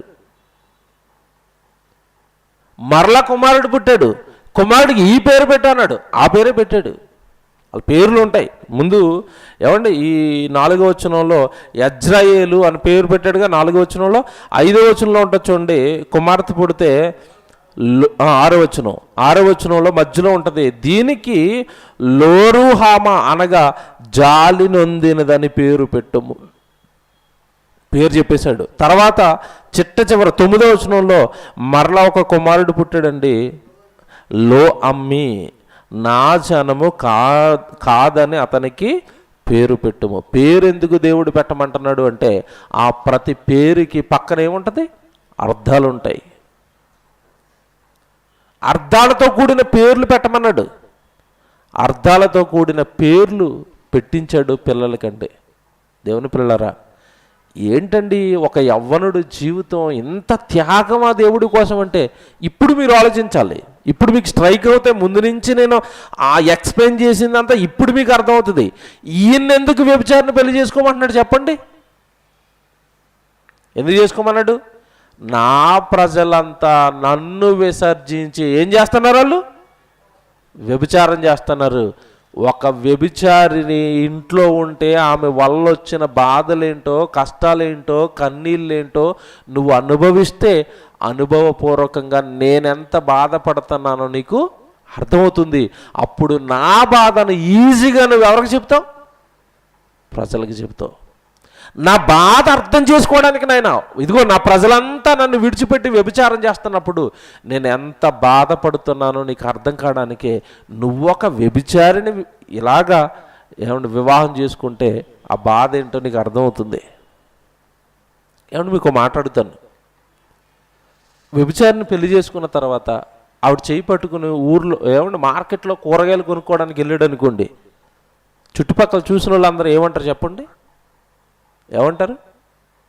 సూటిపోటి మాటలు, ఆ చూపులు, అదొక రకమైన చూపులు చూడరండి. ఆ చూపులకే సగం చచ్చిపోతారండి. అదొక రకమైన చూపులు అవి, సూటిపోటి మాటలు. ఈడేట్రా ఎంత మంచోడు, పోయి ఆవును తగులుకున్నాడు. ఎవరిని? వ్యభిచారిని. ఎన్ని మాటలంటారండి. ఒక పక్క వ్యభిచారాన్ని పెళ్లి చేసుకుని వ్యభిచారతో పిల్లలు కానీ ఆ మాటలు భరిస్తూ ఆ పెయిన్ని, ఆ బాధను గుండెల్లో పెట్టుకుని దేవుడు పని చేస్తున్నాడు. రోజు ప్రవచనాలు చెప్తున్నాడు, వెళ్ళి ప్రవచనాలు చెప్తున్నాడు, రోజు వెళ్ళి వాక్యం చెప్పాలి. మళ్ళీ ఈ బాధను గుండెల్లో పెట్టుకుని దేవుడు చెప్పమన్న ప్రతి మాట చెప్పాలి వెళ్ళి. కానీ ఇక్కడ విషయం ఏంటనుకున్నారు? జాగ్రత్తగా వినండి. ఎవడు ఎన్ని మాటలు అంటున్నా బాగా వినాలి. ఎవడు ఎన్ని మాటలు అంటున్నా నువ్వు ఆమెను వివాహం చేసుకో, ఆమెను ప్రేమించు అన్నాడు. నిజానికండి హోషేయ దేవుడు చెప్పాడు గనక ఆవిడను పల్లెత్తు మాట అనకుండా బాగా ప్రేమించాడండి. ఎవరిని? వ్యభిచారిని ప్రేమిస్తారా? ఏదో దేవుడు చేసుకోమన్నా చేసుకున్నాను, నువ్వు అలాగే ఎక్కువ మాట్లాడగల పక్కనుండి అంతే అంటలేదు. ఒక భార్యకి ఎలాంటి స్థానం ఇస్తాడో అలాంటి స్థానం ఇచ్చి బాగా ప్రేమించాడండి. విచిత్రం చెప్పమంటారా? ఎంత ఎంత ఎంత బాధ కలిగిందో ఈయనకి ఒక సంఘటన చెప్తాను. వ్యభిచారం చేస్తున్న స్త్రీని పెళ్లి చేసుకుని పిల్లల్ని కానీ ప్రేమించమన్నాడు దేవుడు అని ప్రేమగా ఉండి పరిపాలిస్తుంటే, ప్రేమగా ఉండి చూసుకుంటుంటే, నిజానికి ఆవిడ ఆయన పాదాల దగ్గర ఉండాలండి. ఒక వ్యభిచారినైనా నాకింత ప్రవక్త అయ్యుండి నన్ను పెళ్లి చేసుకుని ఇంత గొప్ప జీవితాన్ని ఇచ్చాడు, ఇంతమంది పిల్లల్ని ఇచ్చాడు అని ఆయన పాదాల చెంత ఏమండి నిజంగా భర్తను ప్రేమిస్తూ ఉండాలి ఆవిడ. కానీ ఆవిడ ఏం చేసిందో తెలుసా? ఎంత ప్రవక్తకి భార్య అయిన బుద్ధి మాత్రం మారలేదండి. 3 పిల్లల్ని కన్న తర్వాత మరలా వ్యభిచారానికి వెళ్ళిపోయింది, విడిచిపెట్టి. ఇన్ని ఆలోచించండి. ఏమన్నా ఆ క్షణం ఏమైపోద్ది చెప్పండి? ఆ గుండె ఆ క్షణం ఏమైపోద్ది? మంచి జీవితాన్ని ప్రవక్త దేవుడి మాటలు చెప్పే వ్యక్తిస్తే, ఎవడు వ్యభిచారులు అనగానే, వేశ్యలు అనగానే సహజంగా వాళ్ళు ఆ లోకంలో కాస్త ఏమంటారు దాన్ని, లైఫ్ స్టైల్ అనేది కొంచెం రిచ్గా అలవాటు పడిపోతారు వాళ్ళు, అంతే కదా. వ్యభిచారం వల్ల బోలు డబ్బులు వస్తాయి. ఆ డబ్బులతో వాళ్ళ జీవితం అనేది ఎలాగుంటుంది? చాలా కాస్ట్లీగా ఉంటుంది. కావాల్సినవన్నీ కొనుక్కోవచ్చు, ఎక్కడికి వెళ్ళాలంటే అక్కడికి వెళ్ళొచ్చు, ఫ్రీడమ్ ఉంటుంది. దానికి అలవాటు పడిపోయింది ఆవిడ. ఇతని దగ్గరికి వచ్చి ఎవడు ఎంతటి చక్కటి జీవితాన్ని ఇచ్చిన. ఇకపోతే ప్రవక్తలు అనేసరికి ఏమంటే వేలు లక్షల డబ్బులు ఏమి ఉండవు. ప్రవక్తల జీవితాలు అనేసరికి ఆ కుటుంబం ఎలా ఉంటుందో తెలుసా? ఆనాటి ఆహారం మట్టుకు, వస్త్రాల మట్టుకు మాత్రమే ఉంటాయి. ఎందుకంటే వీళ్ళు నీతిగా బ్రతుకుతారు. ప్రవక్తలు అనేసరికి న్యాయంగా బ్రతుకుతారు. పాపపు సొమ్ము ఏమి ఉండదు వాళ్ళ ఇంట్లో. సో ఆ కుటుంబం అనేది కాస్త లేమిలో ఉంటుంది. నాకు తెలుసండి, అక్కడ ఆ స్థితిని అనుభవించిన ఈవిడ చక్కగా భర్త ప్రేమిస్తున్న ఎందుకు ఆ లేమికి, లేదంటే ప్రవక్త అనేసరికి ఆ కలిమికి ఉండలేకపోయిందో ఏమో, మరలా ఇతన్ని పిల్లల్ని విడిచిపెట్టి ఎక్కడికి వెళ్ళిపోయింది తెలుసా? వ్యభిచారానికి వెళ్ళిపోయింది. కుప్ప కూలిపోయాడండి హోషేయ. ఏం దేవా, ఏంటి నా జీవితం? వివాహం చేసుకోమన్నావు, చేసుకున్నాను. బిడ్డలను పుట్టారు, పేర్లు పెట్టమన్నావు, పెట్టాను. ప్రేమించమన్నావు, నేను ఆవిడని ప్రేమించాను. ఆవిడను తప్ప మరొకరి జీవితం లేదని వ్యభిచారైనా సొంత భార్యలా ప్రేమించాను. నువ్వు చెయ్యమన్నదల్లా చేశాను కదా అని కూలిపోయాడు, కుప్ప కూలిపోయాడు ఒక టైంలో. నిజంగానండి, చదువుతున్నప్పుడు బుర్రకి ఎక్కించుకుంటున్నప్పుడే కళ్ళంప నీళ్ళు కారుతాయండి వీళ్ళ జీవితాలని. బుర్రకి ఎక్కించుకుంటున్నప్పుడే కళ్ళంప నీళ్ళు కారుతాయి. ఏంటి ఇంత త్యాగాల దేవుడి కోసం? ఇంత త్యాగం చేయగలడా ఎవడైనా దేవుడి కోసం? దీని అంతటికి కారణం ఒకటేనండి, నా బాధ కంటే నా పరలోకపు తండ్రి బాధ ఎక్కువ. అంతేనా? అంతేనా? నేను ఒక్క ఆవిడ వ్యభిచారిగా ఒక్క ఆవిడ దెబ్బేస్తేనే నేను ఎంత కుమిలిపోతుంటే, ఇప్పుడు నా తండ్రికి నా దేవుడికి దెబ్బేసింది ఎంతమంది ఆ దేశంలో? లక్షల మంది జనాంగం. ఒకరి దెబ్బకే నా గుండెలాగా అయిపోతే లక్షల మంది పిల్లలు వ్యభిచారులై దేవుడికి దెబ్బేస్తుంటే దేవుడి గుండె ఏమైపోవాలి? వెంటనే రియలైజేషన్ అయిపోయాడండి, దేవా ఎందుకు జరిగించావో ఈ కార్యక్రమం, ఎందుకు వ్యభిచారిని పెళ్లి చేసుకోమన్నావో ఇప్పుడు నాకు అర్థమైంది. వాళ్ళు పాపులైనా దుర్మార్గులైనా పిలిచి బాగు చేస్తుంటే మరలా నిన్ను విడిచి వెళ్ళిపోతున్నారు వాళ్ళు, ఈవిడ నన్ను విడిచి వెళ్ళిపోయినట్టుగా. అప్పుడు నువ్వెంత కుమిలిపోతున్నావో నాకు అర్థం కావడానికే నాకు ఇది వచ్చింది. దేవా వెళతాను, నేను మళ్ళీ నీ గురించి చెబుతాను, మళ్ళీ నీ బాధతో పోలిస్తే నా బాధ ఎంత తండ్రి అంటున్నాడండి. నిజంగా మహానుభావుడండి. నీ బాధతో పోల్చుకుంటే ఇంతమంది అన్యాయంగా తిరగబడిపోతే, ఇంతమంది పాపాలు చేస్తుంటే చూస్తూ కన్న తండ్రిగా వాళ్ళ స్వహస్తాలతో గర్భంలో కనుకొన్న తండ్రిగా, స్వహస్తాలతో కన్న గర్భంలో తయారు చేసిన వాడిగా నువ్వెంత కుమిలిపోయి ఉంటావు తండ్రి. అర్థమైంది నాకు బాధ, అర్థమైంది. నేను ఏడవడం సమంజసం కాదు. చెప్పు నాయన, ఏ పని చేయమంటా చెప్పు, నువ్వు ఏది చేయమంటే అది చేస్తానంటున్నాడు. ఎంతమంది రెడీగా ఉంటామండి మనలో? చిన్న దెబ్బ తగిలితే పరారు కనపడరు మళ్ళీ 4 రోజులు. చిన్న దెబ్బ తగిలితేనండి అంత అక్కడికి ఉత్సాహంగా దేవుడికి ఇవ్వడానికి ముందున్న వాళ్ళు చిన్న దెబ్బ తగిలేసరికి పరారు మళ్ళీ కనపడరు అంతే. ఎక్కడ మన భక్తి, ఎక్కడ మనకి దేవుడి పైన ఉన్న ఆసక్తి, ఎక్కడ వీళ్ళ జీవితాలు, ఎక్కడ సరిపోతాం, పరలోకం ఇచ్చేయండి ప్రభువా అని అడగడానికి కనీసం అర్హులమా మనం ఆలోచించండి. ఇప్పుడు అసలు వీళ్ళు పక్కన పరలోకంలో కూర్చోవడానికి మనకు అర్హత ఉందా మీరు చెప్పండి. ఇప్పుడు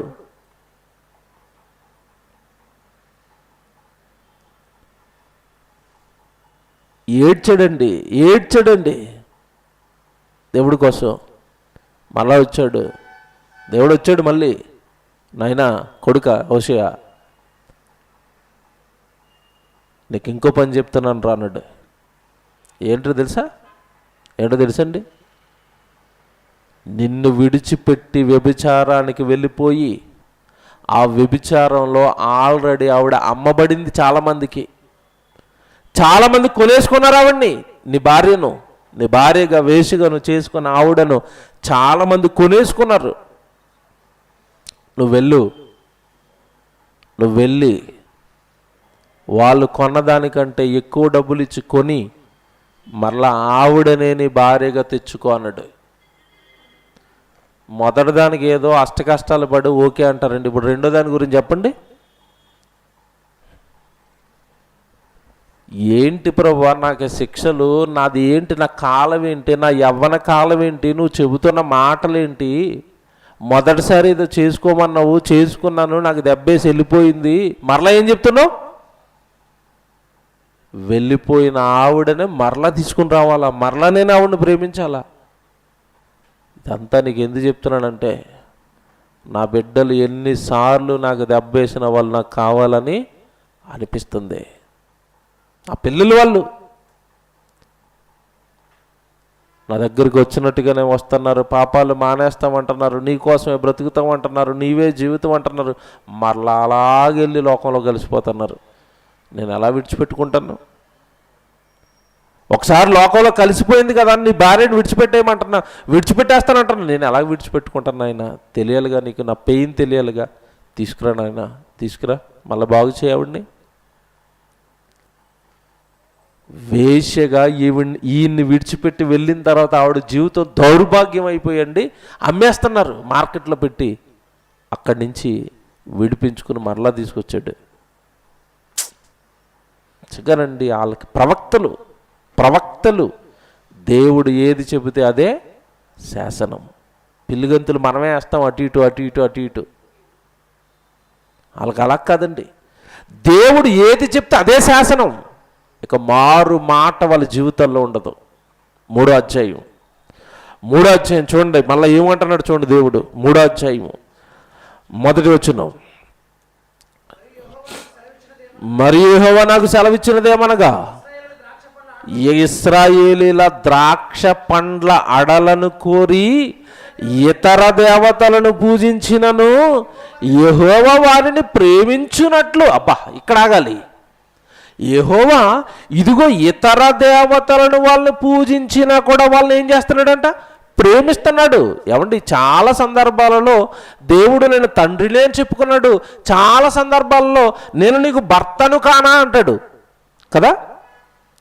అంటే ఇశ్రాయేలు సమాజం అంతా కూడా భార్యతో పోలిస్తే ఈయన భర్తగా ఉంటే, వీళ్ళు చాలాసార్లు యెహోవాను పూజించకుండా భర్త దగ్గర లేకుండా ఎక్కడికి వెళ్ళిపోయారు? మరొక భర్త, మరొక దేవుడు నన్ను విసర్జించి చాలాసార్లు అదిగో అన్య దేవతల వైపు వెళ్ళిపోయారు. అయినా నేను వాళ్ళని ఏం చేశాను? ప్రేమించాను. సో ఇప్పుడు నిన్ను విడిచి వెళ్ళిపోయిన నీ భార్యను కూడా నువ్వేం చేయాలో తెలుసా? ప్రేమించాలి. అప్పుడు ఇదిగోరా మీ కన్న తండ్రి ప్రేమ ఇంత గొప్పది అని నా కొడుకుగా నువ్వు వెలుగెత్తి చెప్పాలి. చూడండి ఏమంటున్నాడు. ఇశ్రాయేలు ద్రాక్ష పండ్ల అడలను కోరి ఇతర దేవతలను పూజించినను యెహోవా వారిని ప్రేమించినట్లు దాని ప్రియునికి ఇష్టురాలై వ్యభిచారిణియగు దాని యొద్దకు నీవు పోయి. చూసారా, దాని ప్రియునికి ఇష్టురాలై వ్యభిచారిణియగు దాని యొద్దకు నీవు పోయి దానిని ప్రేమించుము. నిన్ను విడిచి వెళ్ళిపోయిన నీ భార్యను మరలా ఏమంటున్నాడు? వెళ్ళి 4 దెబ్బలేసి తీసుకురా అంటున్నాడా? ప్రేమించు అంటున్నాడా? సహజంగా మనమైతే ఏం చేస్తాం చెప్పండి?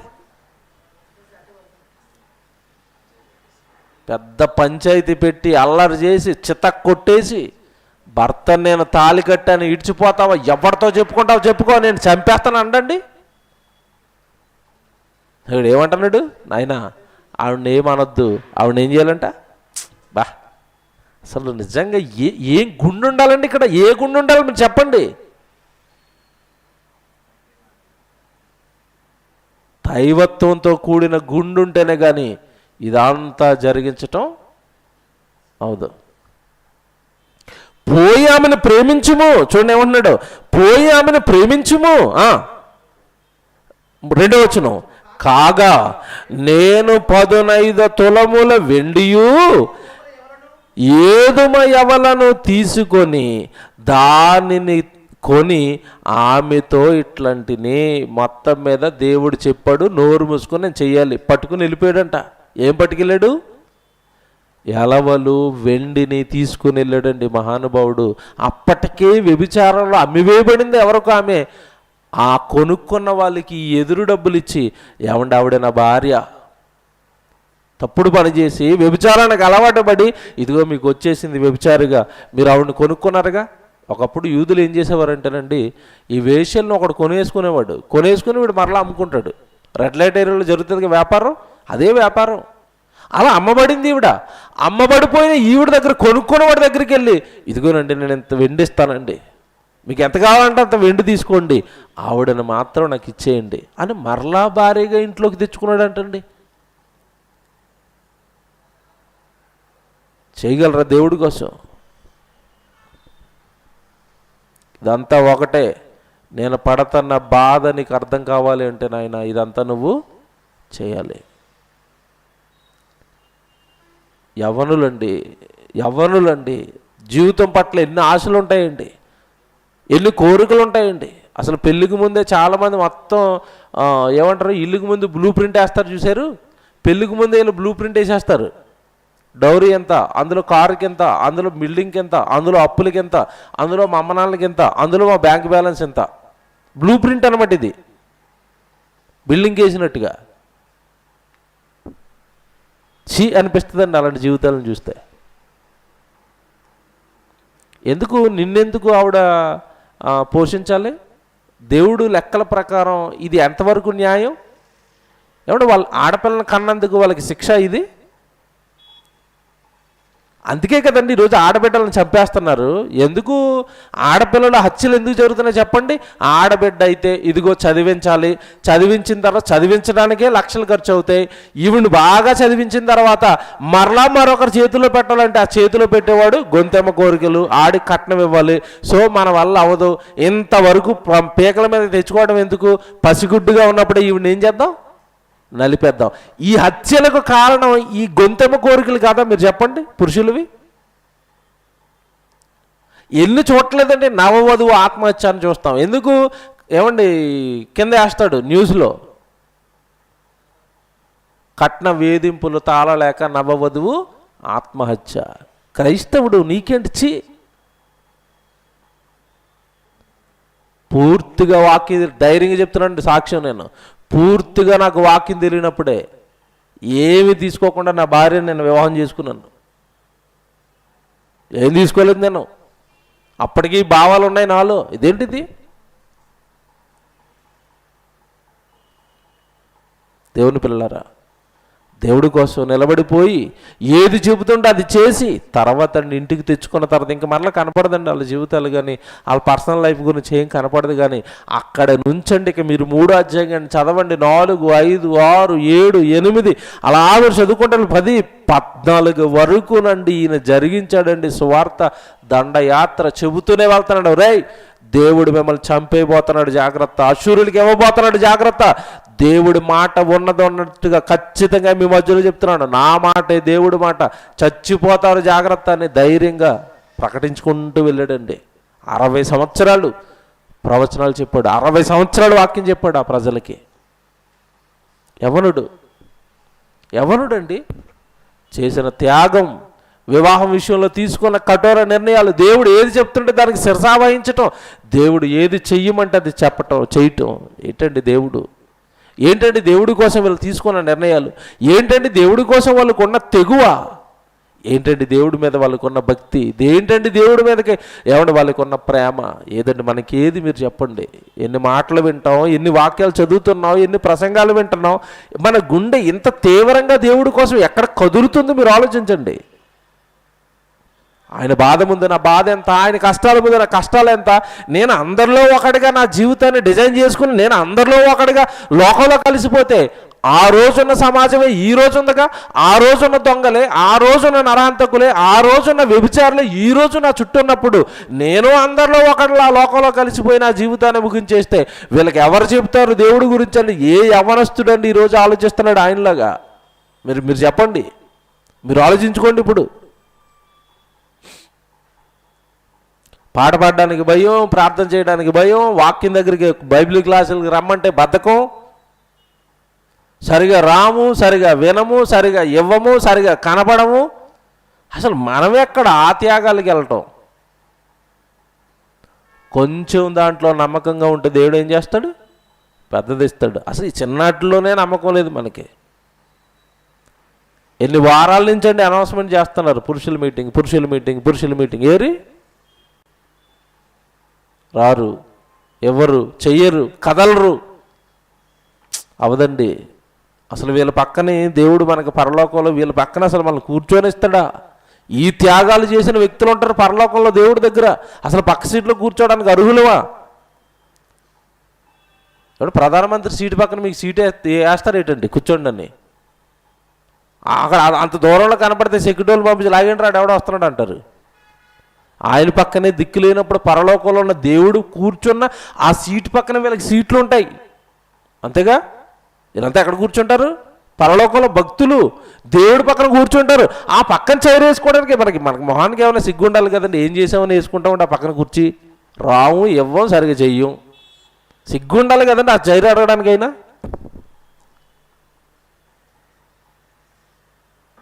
రాగండి దేవుడి కోసం, రేగిపోండి. అయిపోతుంది కాలం.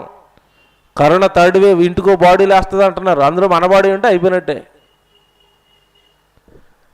దేవుడు ఏ పనిస్తాడో అలా అలా అలా చేతి పట్టేసుకోండి, విరివిగా చేసుకుంటూ వెళ్ళిపోండి. చెత్త లోకంలో భవిష్యత్తు ఏదో టామ్టో టకారు ఆడేసినట్టుగా ఈడేసినట్టుగా లెక్కలేయకండి. గట్టిగా బ్రతుకున్నప్పుడు దేవుడు పని చేసేయండి. ఉంటామో పోతామో తెలియదు. వచ్చే అవనస్తుల మీటింగ్కి నేను ఉంటానో లేదో గ్యారంటీ లేదు. అంతేగా, గ్యారంటీ లైఫ్ లేని చెప్పండి. ఇవి వచ్చే నెల యూత్ మీటింగ్కి నేను ఉంటానో లేదో తెలీదండి. మీరు ఉంటారో లేదో తెలీదు. కనుక దేవుడి పనిలో నిర్లక్ష్యం, దేవుడి పనిలో అలక్ష్యం, దేవుడి పనికి దూరంగా ఉండటం, ఇవన్నీ కూడా అవ్వదండి. పరలోకానికి మనకి చాలా కష్టమైపోతాం. కనుక ప్రతి పురుషుడి జీవితానికి ఈ హోషేయ జీవితం ఒక ఆదర్శం. ఎందుకు చెప్పాడో తెలుసండి ఇదంతా? ఇక్కడ దేవుడికి బాధ ఏంటో తెలుసండి? బాగా గుండెల్లో దేవుడికి బాధ ఏంటో తెలుసండి? దేవుడికి బాధ ఏంటో తెలుసా? వీళ్ళు ఎంత దారుణంగా వీళ్ళ జీవితాలు, ఈ ప్రజల బ్రతుకులు ఉన్నాయి. వీళ్ళకి ఏ కష్టం వచ్చినానండి, వీళ్ళు ఎప్పుడు దేవుడి దగ్గరకు రారు. వీళ్ళ కష్టం వస్తుంటే పక్కన ఉన్న ఐశ్వర్యుని చూడటం, పక్కన ఉన్న ఐగుప్తుని చూడటం, అంతే తప్పని వీళ్ళు దేవుడిని చూడరు. ఇదొకటి బాగా తట్టుకోలేకపోయాడండి ఆయన. మరి దేవుడిగా నేనున్నాను, వాళ్ళని ఐగుప్తు నుండి నడిపించుకుంటూ తీసుకొచ్చింది నేను, కానీ ఎప్పుడు వాళ్ళు నన్ను ప్రార్థించిన దాఖలాలు ఉండవు, నా వైపు తిరిగిన దాఖలాలు ఉండవు. ఎప్పుడు వాడు వీడు అనుకుంటూ బయట వాళ్ళ వైపే తిరుగుతారు. మనకు కూడా చూడండి, కష్టం వచ్చేసరికి ముందు ఫోన్ ఎవరికి వెళ్తుంది? బెస్ట్ ఫ్రెండ్స్కి. ఒరే నాకు ఇలాగ అయిపోయిందిరా, ప్రార్థన చేస్తాడండి అంటే ఎవరైనా. ఆ ప్రార్థన ఆయన వచ్చి చేస్తాడు. ఎవరు? పాస్టర్ గారు. ఆయన వచ్చిన తర్వాత చూసుకుందాం, ముందు మా ఊళ్ళు అందరికీ చెప్పుకోవాలా, వీళ్ళు నా పక్కన ఉంటే నాకు బాగా ధైర్యంగా ఉంటుంది. వీళ్ళు అలాంటిలే. కొన్ని మాటలు చూస్తాను, ముగించేస్తానండి. 3వ అధ్యాయం, 3వ అధ్యాయం చూసారుగా. 5వ అధ్యాయం చూడండి, 5వ అధ్యాయం 13 వచ్చిన త్వరగా ముగించేస్తాను. ఇక 5వ అధ్యాయం 13 వచ్చిన అండి.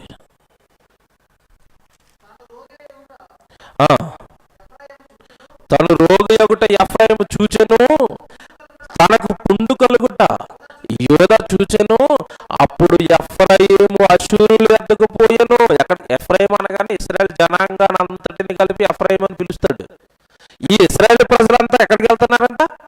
అశూరుల వద్దకు పోయెను. చూసారా, నా దగ్గరకు మాత్రం రారు. 7వ అధ్యాయం పక్కకు తిప్పండి. 7వ అధ్యాయం 11 చూడండి. 7వ అధ్యాయం 11. ఎఫ్రాయిము బుద్ధి లేని పిరికి గుండె గల గొవ్వయాయను. చూసారా, పిరుకోలైపోయారు వీళ్ళు. వస్తున్న కష్టాలకి, వస్తున్న కన్నీళ్ళకి దేవుడి పక్షాన నిలబడి యుద్ధం చేయకుండా పిరుకోలైపోయారు. చాలా మంది ఎందుకు దేవుడికి దూరంగా ఉంటున్నారంటే పెద్ద లిస్ట్ చెప్తారు. అదన్నా పిరికి. ఇదిగో వీడు ఎలాగైపోయాడంట, ఏమైపోయాడంట? ఎఫ్రాయిము బుద్ధి లేని పిరికి గుండె గల గొవ్వయాయను, వారు ఐగుప్తీయులను పిలుచుకొందురు, అశూరుడి వద్దకు పోవుదురు. చూసారా, కష్టం వస్తుంటే, కన్నీళ్ళు వస్తుంటే ఎవరిని పిలుస్తున్నారంట? అశూరును, ఐగుప్తును. నేను మాత్రం జ్ఞాపకం రాను వీళ్ళకి, నా పని మాత్రం జ్ఞాపకం రాదు. దేవుడు కాపాడేవాడు కదానన్న భయం లేదు వీళ్ళకి.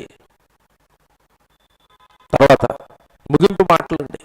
వీళ్ళ గురించి ఎంత బాధపడుతున్నాడో దేవుడు ఈ జనాంగం గురించి తన బాధ చెప్పుకుంటున్న మాటలండి. 11వ అధ్యాయము చివరి మాటలు చూడండి. 11వ అధ్యాయం 1 నుంచి 5 వచనాలు చూడండి. 11వ అధ్యాయం అండి. ఎవడు ఆయన బాధ చెప్పుకుంటున్నాడు, వీళ్ళ ఎడల ఆయన చేసిన సురాకార్యాలు జ్ఞాపకం చేసుకుంటున్నాడు. ఇంత చేసిన ఈ ప్రజలు నా వైపు తిరగటం లేదు కనుక, అందుకే నేను నాయన ఇంత కష్టపెట్టి వాళ్ళకి వాక్యం చెప్పిస్తున్నాను అని ఎవడు దేవుడు చెబుతున్న మాటలండి. 11వ అధ్యాయము. ఇశ్రాయేలు బాలుడై ఉండగా నేను అతని ఎడల ప్రేమ కలిగి నా కుమారుని ఐగుప్తులో నుండి పిలిచితిని. ఒకప్పుడు ఐగుప్తు నుండి మిమ్మల్ని పిలిచింది నేనే. మీ వెనకున్న నా రోజు, మీకు ఎన్నో చేశాను ఆ రోజు. నన్ను మర్చిపోతారా? అశూరు వైపు వెళ్ళిపోతారా? ఐగుప్తుల వైపు వెళ్ళిపోతారా? ఆ కనాను దేవతల వైపు వెళ్ళిపోతారా? వ్యభిచారం వైపు వెళ్ళిపోతారా? పాపం వైపు వెళ్ళిపోతారా? మిమ్మల్ని పిలిచింది నేను, మిమ్మల్ని నడిపించింది నేను. తండ్రినైనా నన్ను విడిచిపెట్టి లోకానికి అర్పితమైపోతారా? బాధ చెప్పుకున్నాడండి. చూడండి, తర్వాత వచ్చిన 2వ వచనం. ప్రవక్తలు వారిని పిలిచినను బయలుదేవతలకు వారిని బయలు నర్పించి విగ్రహములకు ధూపం వేసిరి. ఇదిగోనండి, ప్రవక్తలతో పిలిచాడంట, వదిలిపెట్టాడండి. ఎప్పటి నుండి ఐగుప్తు నుంచి వచ్చినప్పటి నుంచి మోషేను నాయకుడిగా పెట్టి చెప్పాడు, యెహోషువ నాయకుడిగా పెట్టి చెప్పాడు, న్యాయాధిపతులను నాయకులుగా పెట్టి చెప్పాడు. ఎంతమంది ప్రవక్తలండి బాబు వాళ్ళని వెనకాల పంపించాడు. వెళ్ళిపోవటం పిలవటం, వెళ్ళిపోవటం పిలవటం, వెళ్ళిపోవటం పిలవటం, వెళ్ళిపోవటం పిలవటం, ఇదే పని. ఇక ఇదే అర్థం కావడానికి విడిచిపెట్టి భార్యను కూడా మరలా వెళ్ళి ఏం చేయమన్నాడు? మళ్ళా పిలువు నాయన, మళ్ళా ప్రేమించిన ఆయన. ఎందుకంటే నా పరిస్థితి అదే కొడుక, నా పరిస్థితి అదే. వీళ్ళు ఐగుప్తు నుండి వచ్చినప్పటి నుంచి వస్తారు పోతారు, ప్రవక్త చెప్పినంత కాలం ఉంటారు, మరలా పోతారు. ఎలిషా వచ్చాడు, గద్దించాడు, ఆ కొద్దికాలం ఉన్నారు, మళ్ళా పోయారు.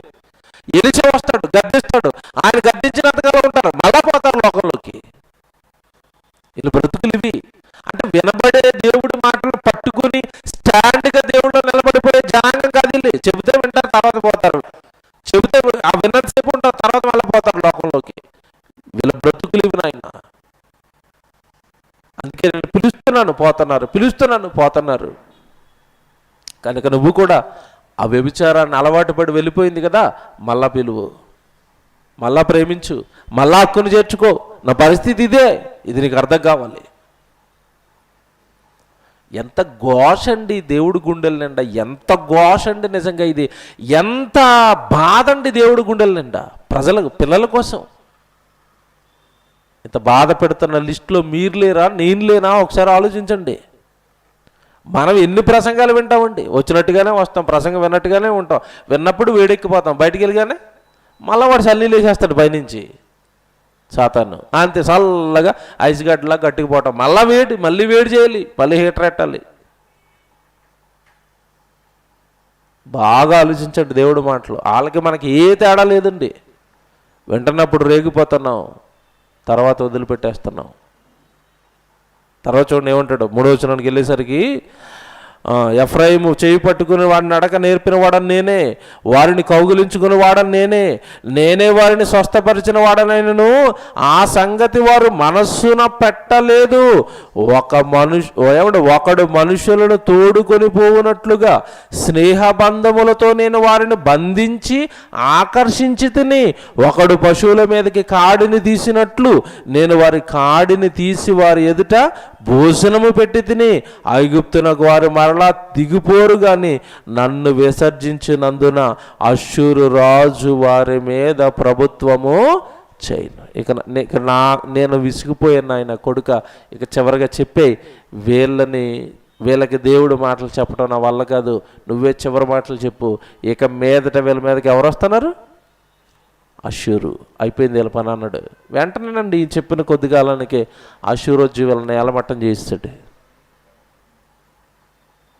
దేవుని పిల్లరా, దేవుడు చెబుతాడండి, మారమంటాడండి, సమయం ఇస్తాడండి, అవకాశాలు ఇస్తాడండి, చక్కటి దేవుడు మాటలు అందిస్తాడండి, దేవుడు పనినిస్తాడండి. ఎప్పుడు దేవుడి గురించి ఆలోచించేవాడు, ఆత్మల గురించి ఆలోచించేవాడు. ఈరోజు నశించిపోతున్న సమాజం ఆ రోజు ఆయనకున్న సమాజమే ఈరోజు మన చుట్టూ ఉన్న సమాజం అయితే, ఈ సమాజంలో ఉన్న పిల్లల్ని బాగు చేయడానికి ఏమైనా మీటింగ్ పెడుతున్నారా? ఏమైనా సభ పెడతారా? ఏమైనా బైబిల్ క్లాస్ పెడతారా? ఏమైనా దేవుడు పని పెట్టుకుంటారా? మీరు ఈ హోషేయకు తమ్ముళ్ళు అవుతారు. ఆయన జీవితాన్నే పరంగా పెట్టాడు. మీరేం పెడతారో ఈ ప్రసంగం విన్న తర్వాత మీరు దేవుడి కోసం ఆలోచించుకోండి.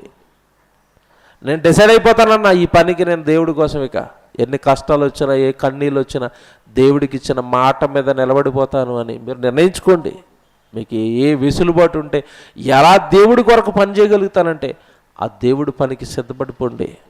అప్పుడే కాస్తైనా రిక్వెస్ట్ పెట్టుకోవడానికి పరలోకానికి మనకు అర్హత దక్కుతుంది తప్ప, యవ్వనుడైన ఆయన జీవితాన్ని దేవుడికి సమర్పిస్తే మన జీవితాలను ఎవరికి సమర్పిస్తున్నాం? నిజంగా ఆ రోజు ఆయన పాపం భార్య ఆ వెండి పెట్టి కొనుక్కున్నాడు, మరలా తెచ్చుకున్నాడు. ఈరోజు క్రైస్తవ్యాన్ని కూడా, సంఘాన్ని వధువుతో పోల్చాడు. వరుడెవరిప్పుడు? క్రీస్తు. ఈయన కొన్నాడు, ఈయన కూడా మనల్ని దేంతో కొన్నాడు? వెండి బంగారంతో కాదు. దేంతో కొన్నాడు? ప్రాణం పెట్టి, స్వరక్తం ఇచ్చి. ఏమంటే నిజంగా రక్తం పెట్టి కొన్న తర్వాత ఆయన కొరకు బ్రతకక, భర్త కోసం బ్రతకక, భార్య విధేయులై సంఘం క్రీస్తుకు లోబడి క్రీస్తు పని చేయక, నేను లోకంలో తిరుగుతాను, లోకంలో ఉన్నవన్నీ చేస్తాను అంటే దేవుడు మనల్ని వ్యభిచారిని అనడా? భర్త కోసం బ్రతకకుండా వేరే వాళ్ళ కోసం బ్రతుకుతున్న వాళ్ళు ఏమంటారు మీరు చెప్పండి? మనల్ని వ్యభిచార లిస్టులోకి మనం వెళ్ళవా? ఆ రోజున్న ఈ దేశపు లిస్టులోనికి మనం వెళ్ళవా? మీరు ఆలోచించండి. ప్రాణం పెట్టి కొన్నాడు ఆయన కోసం బ్రతుకుతామని. ఆ రక్తం ఏమంటే శుద్ధీకరణ తెచ్చింది మనకి పాపాల నుండి. పరిశుద్ధుడైన నువ్వు మరలా లోకం కోసం బ్రతుకుతావా? పరిశుద్ధుడైన నువ్వు మన క్రీస్తుని భర్తను విడిచిపెట్టి లోకంలో బ్రతుకుతావా? దేవుని పిల్లలారా, ఏంటండి యవనస్తులు, ఎక్కడ యవనస్తుల్లో ఇలాంటి త్యాగాలు? ఆలోచించుకోండి. దేవుడి కోసం ఆయన చేసినట్టుగా ఆయన గుండెల్లో, దేవుడి గుండెల్లో హోషే పడిపోయాడు. అందుకే ఆయన పేరుతో ఒక గ్రంథం ఉంది. ఆయన చేసిన త్యాగం గురించి ఈరోజు మనం ఎంత గొప్పగా మాట్లాడుకుంటున్నాం అంటే, ఆ రోజు తండ్రి కోసం ఆయన చేసిన త్యాగం అది. యవనస్తులుగా మీరు ఏం చేస్తారు? పురుషులుగా మీరు ఏం చేస్తారు? ఆయన కోసం త్యాగాలు. దేవుడి గుండెల్లో ఇలా నిలబడిపోయే త్యాగం ఏదో ఒకటి చేయాలి. ఎవరు చేస్తారండి ఇలాగ? వ్యభిచారిని ఎవరు పెళ్లి చేసుకుంటారు? వ్యభిచారితో ఎవరు పిల్లల్ని కంటారు? మరలా విడిచి వెళ్ళిపోతే ఎవరినండి వ్యభిచారం తెచ్చుకుంటారు? ఎవరండి ఈరోజు సిద్ధంగా ఉన్నారు? అలా దేవుడి గుండెల్లో నిలిచిపోయే త్యాగం ఏదో ఒకటి దేవుడి కోసం చేయండి. అప్పుడు అంటేనండి, బల చేసావు నాయన నీ జీవితంలోనండి. అందరికీ అదే చెప్తున్నానండి. ఏదో ఒకటి దేవుడి గుండెల్లో నిలిచిపోయే నిర్ణయం తీసుకోండి, చెయ్యండి. పరలోకం వెళ్ళిపోండి ఆ త్యాగంతో. ప్రార్థన చేసుకుందామండి.